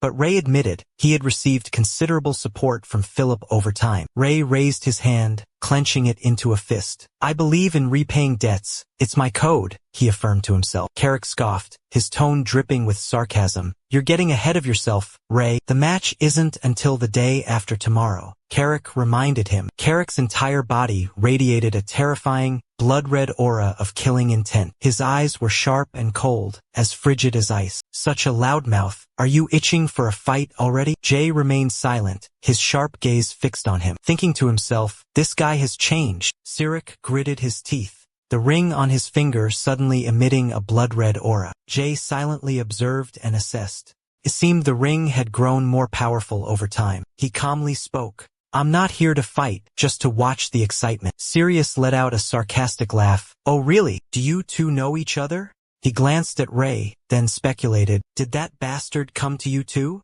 Probably proposing some bizarre deal, right? That's all he's good at, dirty tricks." His face contorted with rage, veins bulging. He lunged forward, screaming, "He always latches onto the strong. Disgusting." Philip remained unconscious. Blood flowed freely from a gash on Cirk's forehead. Without hesitation, Ray's strong hand clamped down on Cirk's chest. With incredible force, Ray hurled Cirk backward. Cirk's eyes flashed a fiery red, blazing with rage. He landed hard, struggling to regain his balance after Ray's powerful throw. Fury consumed Cirk. He unleashed a ferocious punch, his fist enveloped in a crimson aura, aimed directly at Ray. Ray remained calm, his sharp gaze fixed on the trajectory of the punch. With effortless grace, as if plucking a flower, he caught the deadly blow. Cirk's punch seemed to have no effect on Ray whatsoever. Cirk stared at his trembling hand held within Ray's, terror washing over him. His eyes filled with fear, his voice trembled. "Get away! This doesn't concern you." Ray maintained his grip on Cirk's hand, his voice stern. "Tell me, why did you do that?" Cirk gritted his teeth. "Reason." He abruptly yanked his hand free, roaring in fury. "The mere sight of the weak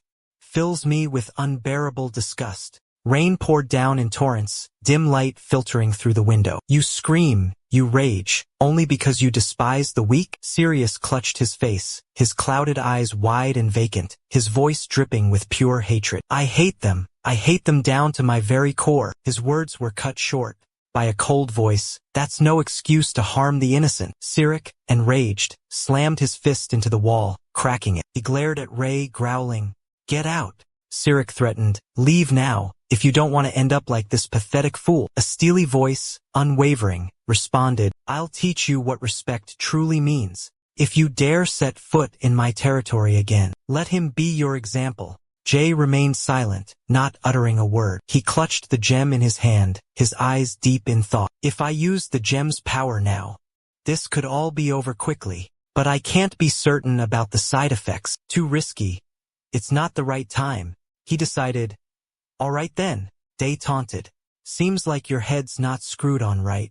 If you want to teach me a lesson, there's a much more effective way. Cirk, taken aback, asked, how? Day crossed his arms and casually replied, like I said, there's another method, a much better one if you really want to prove yourself. Cirk's eyes widened. Don't play games, he growled. Day remained calm. From the sound of it, you're eager to eliminate Philip. But if there are no witnesses, what's the point? He brought a hand to his mouth, feigning thought. If it were me, I'd do it in front of everyone. Ray, looking at the stunned Cirk, added, wouldn't that make a much stronger impression? Ray's words struck a chord with Cirk. He began to imagine himself slaying Philip before a crowd. A thrill surged through him. He stroked his chin, thinking to himself, not a bad idea. If I'm going to do it, fight day is the perfect time. Because that's when the strongest fighters from Sector 49 gather. Cirk scoffed, a smug grin spreading across his face. Not a bad idea. He suddenly pointed a finger at Philip, who was still unconscious. But what if he escapes? What if he gets away? Ray stepped forward, shielding Philip with his body. Don't worry, I'll take responsibility for delivering him to where he needs to be. Cirk laughed heartily. Very well. I don't take you for a man who breaks his word. Before leaving, he didn't forget to issue a threat to Ray. Although I doubt you would. But if you dare release Philip or let him escape. Cirk's eyes flared with a blood-red intensity, his teeth grinding together audibly, his face contorted into a mask of rage. You will be executed in his place. Silence descended upon the room, broken only by the sound of Philip's unconscious breathing. Ray quickly turned and knelt beside Philip, shaking him urgently. Philip, are you all right? Can you hear me? Philip, his face bruised and battered. His whole body trembled, followed by a heavy, hacking cough that seemed to tear at his chest. Day frowned, thinking to himself, this is worse than I thought. Outside, the night remained cloaked in impenetrable darkness. The torrential rain poured down without any sign of stopping. Sleeveless roared in frustration. Damn it, this is just great. Why is this place closed? His eyes widened in shock as he witnessed the scene before him.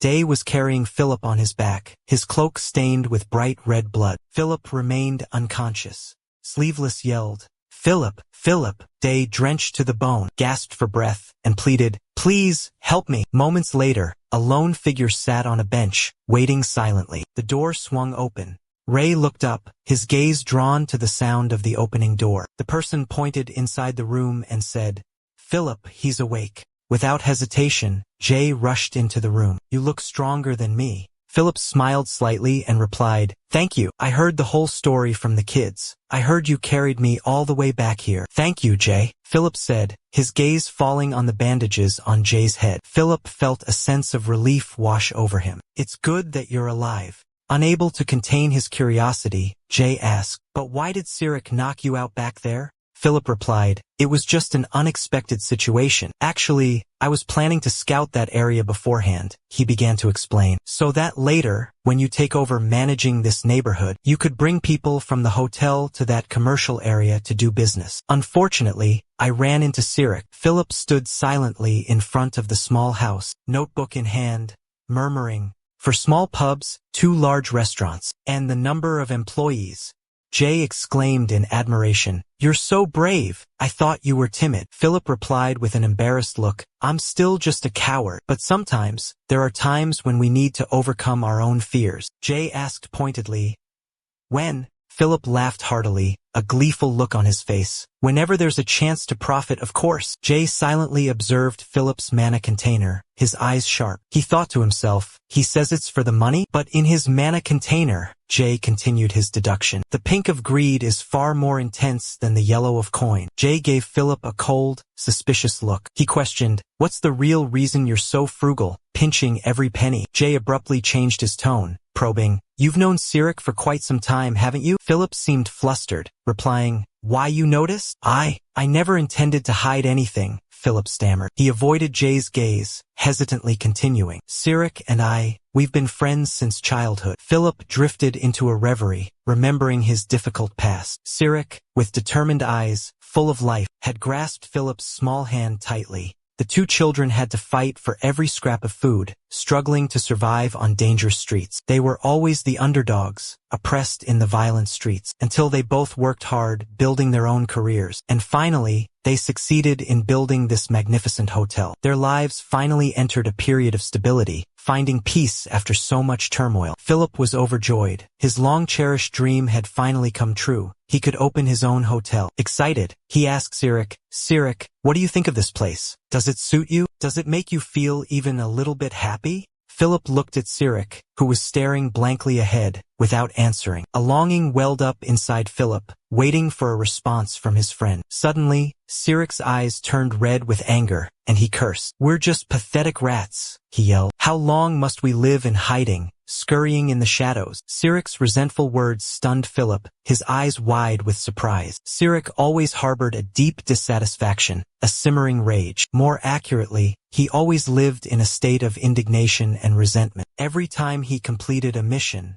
Cirk would throw himself into frantic training, as if trying to vent all his frustrations. Philip would just stand silently behind the wall, watching Cirk torture himself with exhausting exercises. Then one day, under the scorching sun, Philip watched Cirk's back recede into the distance, leaving the hotel. That was 6 months ago when Cirk decided to leave, walking his own path alone. Philip's voice trailed off, almost a whisper. Immediately after, he started brawling in the streets, acting like a madman, aggressive and defiant. Jay wondered, could simple physical training alone allow him to suddenly win every fight? It's hard to believe. Philip shook his head vehemently, disagreeing. At first, Cirk always lost because he was smaller than those bullies. Those thugs practically ruled this entire neighborhood. But look at the situation now. Jay, do you notice how Cirk is becoming increasingly violent and out of control? Everything has completely changed. It's so different from before. Philip nodded in agreement. Exactly. Suddenly, he's become abnormally strong in fights, as if he's been infused with some kind of supernatural power. Jay pondered, thinking about Cirk. Did Cirk used to wear any special ring? Could there be a clue related to this sudden change? Philip tilted his head back, searching his memory. A ring? Are you talking about the ring he's been wearing lately? I think he picked it up somewhere. Ever since Cirk became the gang leader, he seemed to disregard everything he once held dear. Noticing the change, Philip asked, "Cirk wasn't always this aggressive, was he?" Inwardly, Philip congratulated himself on his perceptiveness. Then, with a newfound certainty, he declared, he wasn't. He started changing drastically after leaving the hotel. A thought sparked in Philip's mind, growing clearer with each passing moment. Could it be that Cirk encountered that mysterious man in the basement that day? As he wandered the streets, the man looked ragged and filthy, his body covered in crisscrossing scars. He glared at Cirk with icy eyes, filled with murderous intent, then flashed a wicked smile, as cruel as if it came from hell itself. Finally, the man produced a gleaming ring and held it out to Cirk. Cirk stared at the ring in silence, without uttering a word. Philip reminisced. After that fateful encounter, Cirk grew increasingly distant. No matter how hard I tried to reach out, he completely ignored me. At times, he even looked at me with disdain, his eyes filled with contempt. He looked up, his gaze lost in the ethereal pink hue before him. Philip trembled, the images of the recent battle still haunting his mind. Just now, he tried to kill me, Philip stammered, his voice laced with terror. Sadness and longing welled up within him, like a rising tide. Unable to contain his emotions, Philip hesitantly asked, Do you want to try talking to Secret? Talk? How is that possible? Seeing his confusion, Philip explained, since you two used to be so close, I thought you already told him you were his childhood friend, didn't you? Don't you want to mend this relationship? Philip's question made him narrow his eyes, lost in thought. Finally, he slowly spoke. If I could, I would really like to. Immediately after those words, his eyes flashed with icy gold, sharp as a knife. That piercing gaze fixed on Philip. Then he crossed his arms and coldly declared, then come to the arena. After the match is over, I will give you a chance to talk to Secret.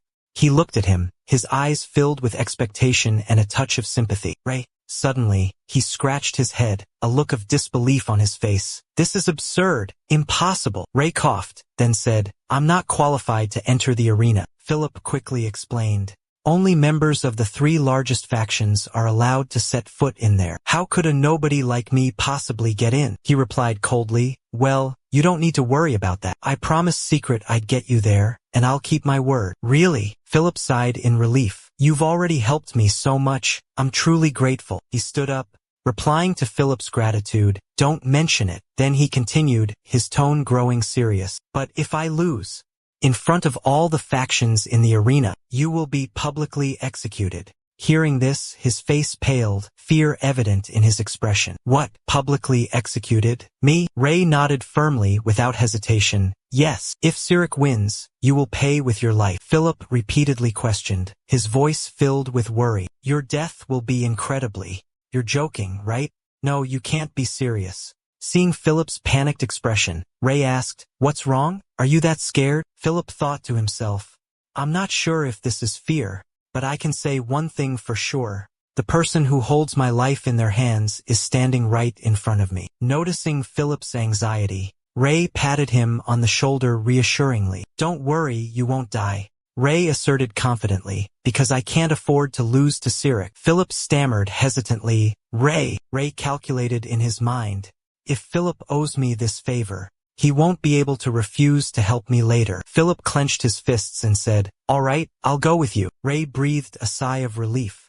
Agreed then? That's a wise decision. Ray extended his hand. And there's one more thing you need to do in the arena, and that's my second proposition. This guy, what crazy scheme is he cooking up now? He immediately exclaimed in a horrified tone. Are you kidding me? His face drenched in sweat. He frantically waved his hands as if warding off evil spirits. No matter how you put it, this is just too much. Ray spoke coldly, his voice sharp as a knife. Didn't you say that any opportunity to make money shouldn't be missed? How can you let fear hold you back from a golden opportunity like this? Ray stepped closer, pressing Philip. This is a lucrative deal for you. You could make a huge profit from this. Philip thought to himself, Ray's words were true. The spectators at those matches were all members of 3 notorious gangs. Surely, the leaders of other gangs would be there as well. Big shots like Jafur and Wilson, for instance. In other words, a massive amount of money, exceeding any previous event, would be pouring in. A huge amount of cash would be concentrated there. He placed a hand on his chin, a calculating glint in his eyes. But will everything go according to plan? If he fails, we're doomed. Ray, standing beside him, seemed to understand the worry surging within Philip, and confidently declared, I'll win for sure. Logic. The rest are not worth worrying about. Ray's razor-sharp gaze sent shivers down Philip's spine. He then hurriedly opened a drawer, pulled out a contract and handed it to Ray. His face immediately relaxed into a wide smile. I'm counting on you. Here's our agreement. Sign it. 2 days later, at Sector 49, the Southside Junkyard Carrick's territory, the day of the showdown between Ray and Syria had arrived. Both rivals were present in the arena. Surrounding them, countless gang members were cheering wildly, eager to witness the fight. The atmosphere was electric. 2 other powerful gangs were also present, seated in their designated spots. They observed the match from the VIP section. In the CSIC courtyard, Day and his opponent faced each other, the air thick with tension. Whispers and murmurs rippled through the surrounding crowd. That's the hunter. How dare someone from Sector 50 dream of becoming leader? An outsider like him, how dare he be so arrogant and reckless? This kid is incredibly insolent. But how can a talent like CSIC be defeated? No matter what, he's sure to win in the end. Not far away, people were excitedly placing bets on the outcome of the match. Most were betting on Music's victory. Though the odds weren't high, everyone was certain he would be the victor. 2 guys, having just placed their bets, were excitedly discussing. We've got this one in the bag. That outsider is going to suffer a humiliating defeat. Ray observed the crowd, his gaze lingering on the red and yellow mana canisters. He could see the sheer excitement and insatiable greed in their eyes. Music spoke, breaking the silence. You dared to come alone? This isn't what you promised me. His eyes suddenly filled with rage. You dare ignore my warning? Ray remained calm, his voice even, it's not Flo, the one who will come is. Just then, the door suddenly burst open. The mechanic from earlier appeared, shoving Philip inside, leaving everyone stunned and speechless. It's Philip. How dare he come here? Philip was carrying a large suitcase. This isn't a hospital. What's a cripple like him doing here? Don't tell me. He rolled his wheelchair in here to get beaten up? Sizig immediately roared. Silence. A smug grin spread across his face. He's my guest. I figured I'd let him watch a bloody brawl. He turned to his childhood friend, his eyes cruel and merciless. My friend, Philip. Scared yet? Day glanced at Philip, as if trying to signal something. Sick announced, everyone's here. Let's begin. Suddenly, a voice interrupted. Hold it. Philip spoke up, expressing his desire to place a bet. The young man slowly opened his suitcase filled with cash, revealing a total of 2,250,000 seelin, stunning everyone present. Philip's face exuded absolute confidence. He declared firmly, I bet on Ray's victory. The entire arena instantly erupted in chaos. Whispers and murmurs arose. Is this kid stupid? Betting that much money on Ray. I can't miss this golden opportunity, one man shouted. They frantically placed more bets on Critch, overwhelming the bookie. Slow down. Give me a break. Stop pushing, he yelled. Critch frowned, questioning Day. Did you send this brat here? Day held his forehead, his face etched with frustration. But a moment later, greed flickered in his eyes. If you're so eager to give me your money, I'll gladly take it, he sneered. The bell rang, signaling the official start of the fight. Critch immediately lunged at Ray, roaring with fury. Die, you dog. However, Ray effortlessly dodged his powerful punch. Ray assessed silently. He's much faster than before. However, in terms of actual combat experience, he was still too green and lacking. Ray, quick as a flash, seized his arm with a firm grip. Immediately after, he unleashed a powerful elbow strike, aimed directly at his opponent. Sick, sensing the imminent danger, used all his strength to push Ray back, dodging the critical attack. Ray was slightly surprised by his opponent's swift reaction. Meanwhile, Sick offered a compliment. Well played, Ray. You're a worthy opponent. With those words, he assumed a fighting stance, his aura radiating power. His expression turned fierce as he growled. I'll show you who the true ruler is here. Ray remained calm, coolly retorting, bring it on. In the stands, the crowd roared with excitement, cheering for Sick. Go. Beat him to a pulp, boss. Sick launched a powerful roundhouse kick, but Ray swiftly evaded. Seizing the opportunity, Ray tightened his fist and threw a straight punch towards his opponent. However, Sick managed to defend in time, avoiding the attack. The audience cheered excitedly. This is insane. They're both so strong. Philip also expressed his admiration for the impressive display of skill. They're giving it their all. The match was incredibly tense, a dramatic life-or-death struggle with only one victor. Rich roared furiously, die! He unleashed a powerful kick, aimed directly at Ray's head. But Ray, quick as a flash, ducked, dodging the fatal blow. He thought to himself, a direct confrontation would only drain his energy. His priority was to find a way to knock him down. Ray channeled his strength into his legs, launching a powerful charge at Logic, attempting a takedown. Logic instantly recognized his opponent's intention. He planted his feet firmly, resisting Ray's forceful charge. He bellowed, "You think I'll let you do as you please?" Before he could finish his sentence, Ray lifted him high into the air, much to Logic's astonishment. "This guy's strong," Logic exclaimed in fear. With all his might, Ray hurled Logic away. He crashed into the fiery barrels at the edge of the arena. A deafening explosion, boom, rocked the entire stadium. The audience in the stands erupted in chatter. "That was brutal. I wonder if he broke any bones. He looks so skinny, but he's strong as an ox. Fly." While Philip worried about his friend Logic, Ray, to everyone's astonishment, stood firm. "Impossible. This hunter is much stronger than I thought." The background music changed. The outcome is clear now. "There goes my money again. Want something for nothing? You'll get nothing but dirt." Fellas, hearing the jeers, Logic's fury intensified, his eyes burning blood red. He pushed himself up, staggering to his feet, silently cursing them all to death. In his eyes, only the crimson of rage remained. Logic stood trembling, a terrifying aura emanating from him. Crimson mana erupted from his body, like a blazing inferno of wrath. His eyes filled with hatred. He roared furiously, "I will never lose!" With a terrifying scream, he charged. Fists clenched, Logic lunged forward with monstrous strength. His speed was much greater than before, catching Ray off guard. Moreover, each blow was significantly more powerful and devastating. Ray reluctantly raised both hands in defense. He quickly calculated in his head. In this situation, a swift victory seemed unlikely. Ray pondered, recalling his beloved uncle's advice. Usually his body weight was the decisive factor in every battle. A sudden, ferocious punch came hurtling towards him, but he blocked it with his bare hands. His opponent's fighting style remained wildly unpredictable and relentless. Ray frowned, realizing he couldn't solely rely on his protective shield to fully absorb the devastating force of the attacks. Suddenly, he remembered his master had taught him a method to overcome significant weight differences, the masterful art of joint locking.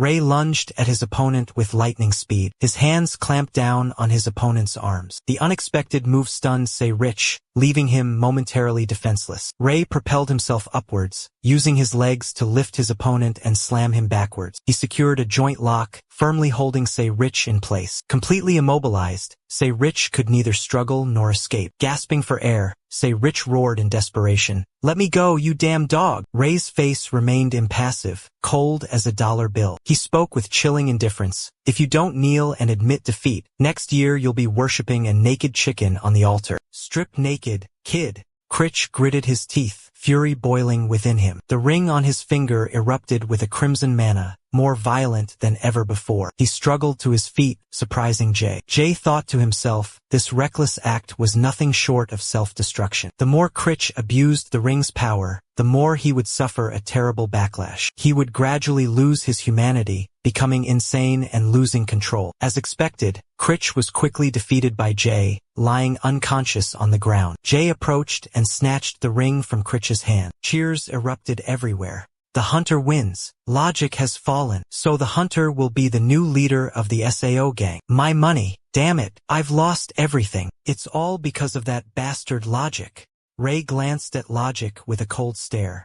He thought to himself, after this fight, Logic would be bedridden for at least a week. Meanwhile, Philip had arrived by car and called out to Ray. He didn't even glance at the young man, but marched straight towards the bookmaker, snatching the cash box. He mumbled, "I'll hold on to this. Who knows what kind of tricks you're pulling?" The young man could only watch helplessly, his face falling. "I'm just an employee, man." Philip stood beside him, shaking his head. "Money's gone, buddy." Suddenly, Critch staggered to his feet. One arm hung limp, clearly badly injured. He roared in desperation, "It's not over. I didn't lose. I'm not weak." Before he could finish, a cold can of something slammed into his head. "You lost. Pay up." A barrage of objects and trash rained down on Critch from the crowd. "Loser. Worthless." Critch went mad, screaming, "I'm not weak. I'm not worthless." He felt hundreds of evil eyes staring at him, filled with contempt and ridicule. A weak, pathetic loser. Critch lost control, consumed by a furious rage. He furiously grabbed a blazing inferno and hurled it into the packed stands, roaring savagely, "I'll kill you all. No one will survive." His crazed act and brutal words sent the crowd into a terrified frenzy, screaming in panic, "This lunatic is insane. Run. Save yourselves." Panicked cries echoed everywhere. Amidst the chaos, Logic continued to laugh maniacally, filled with satisfaction. "Ha ha ha, you worthless dogs. I'll burn you all to ashes." The arena was engulfed in a raging inferno, thick black smoke billowing upwards. "Get down. Hurry. The seats are on fire." Desperate cries for help resonated throughout the space. "The seats are burning. We're going to be burned alive." Logic's laughter grew even more gleeful as he witnessed the chaos and carnage he had unleashed. "Now no one will ever underestimate me again. Ha ha ha." He howled in utter madness. But after his outburst, he collapsed, exhausted and unconscious. The madness and brutality on his face slowly faded. He crumpled to the ground, utterly drained, sinking into a deep coma. Faced with this critical situation, Ray quickly assessed the situation, his mind racing. He knew that rescuing Logic now would put himself and Philip in grave danger. Just as he hesitated, Philip's voice suddenly startled him, causing Ray to whirl around. Unbeknownst to Ray, Philip had dragged himself closer to where Logic lay unconscious. Despite his injured leg, but with extraordinary willpower, Philip still tried to drag Zich away from the raging inferno. However, his body was too weak, completely exhausted. Despite all his efforts, Philip couldn't move even an inch. Ray spoke up, surprise lacing his tone. "How do you plan on dragging him out like that?" Philip gave a weak smile. "I thought you had left already. You came back to save me?" Philip's voice was filled with astonishment. Ray, a heavy chest slung over one shoulder, let out a sigh. 2 days ago, he almost died at the hands of Logic, and now he's risking his own life to save someone else. It's baffling. Ray shook his head in disbelief. Philip struggled to lift Logic onto the wheelchair. Can you give me a hand? Philip pleaded with Ray. Although hesitant and reluctant, Ray finally agreed to help Philip push the wheelchair. You can have all the reward money, Philip said. Just help me get Logic out of here. Ray looked at Philip with a puzzled expression, asking, What about you? How will you escape? Philip smiled, replying calmly, I'll be fine. But his chest radiated a brilliant gold mana light, the color of ultimate sacrifice. Jay frowned, puzzled by this illogical action. Anyone would prioritize their own life, it's just common sense. So why would he do that?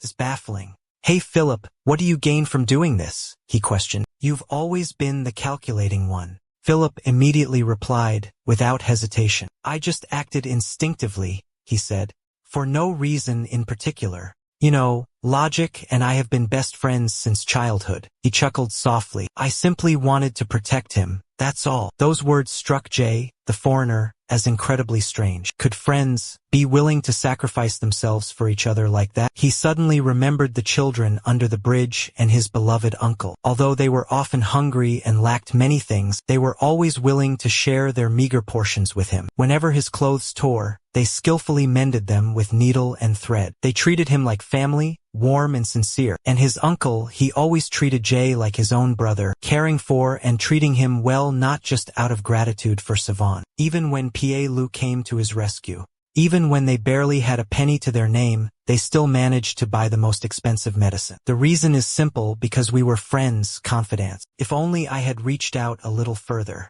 just a little bit more, I could have understood the true meaning of friendship, of connection. But no matter how hard I try, how much I strive, it's all too late now. Everyone, they're all gone. Back in the present, Ray urges Philip to stay put. The fire hasn't reached here yet. Then he suddenly rips off his shirt, leaving Philip bewildered and confused. I thought you inhaled too much smoke and lost your mind. Ray retorts, No. He tears the shirt, using magic to create water and soak the fabric. Philip stands frozen, completely shocked. His jaw drops, eyes wide with astonishment, his face incredulous. Is that magic? Ray replies, confirming, exactly. Ray then handed the cloth to Philip, telling him to cover his nose tightly to avoid inhaling the toxic fumes. Philip slowly followed Ray's instructions, lost in thought.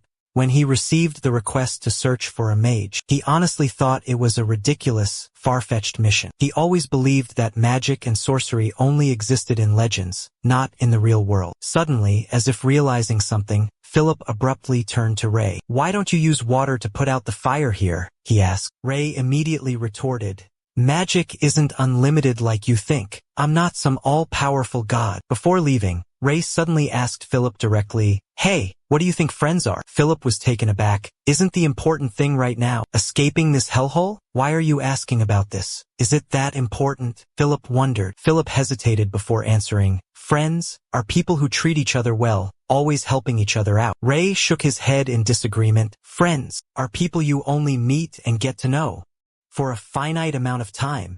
That's all. Ray's answer left Philip confused, staring at him intently. It was the same feeling of distance and isolation he always felt around Ray. Philip spoke up, What you're saying isn't wrong, but it's not enough. True friends are those who willingly help each other unconditionally, without any ulterior motives. They are the friends you can trust, rely on, and receive enthusiastic support from during difficult times. Philip's unwavering gaze is the clearest testament to a sincere and enduring friendship. It radiates absolute trust and a willingness to share. Part 1 of our story concludes here. If you enjoyed this film, please like and subscribe to support Gao. Your support is a huge motivation for Gao to continue creating even better content.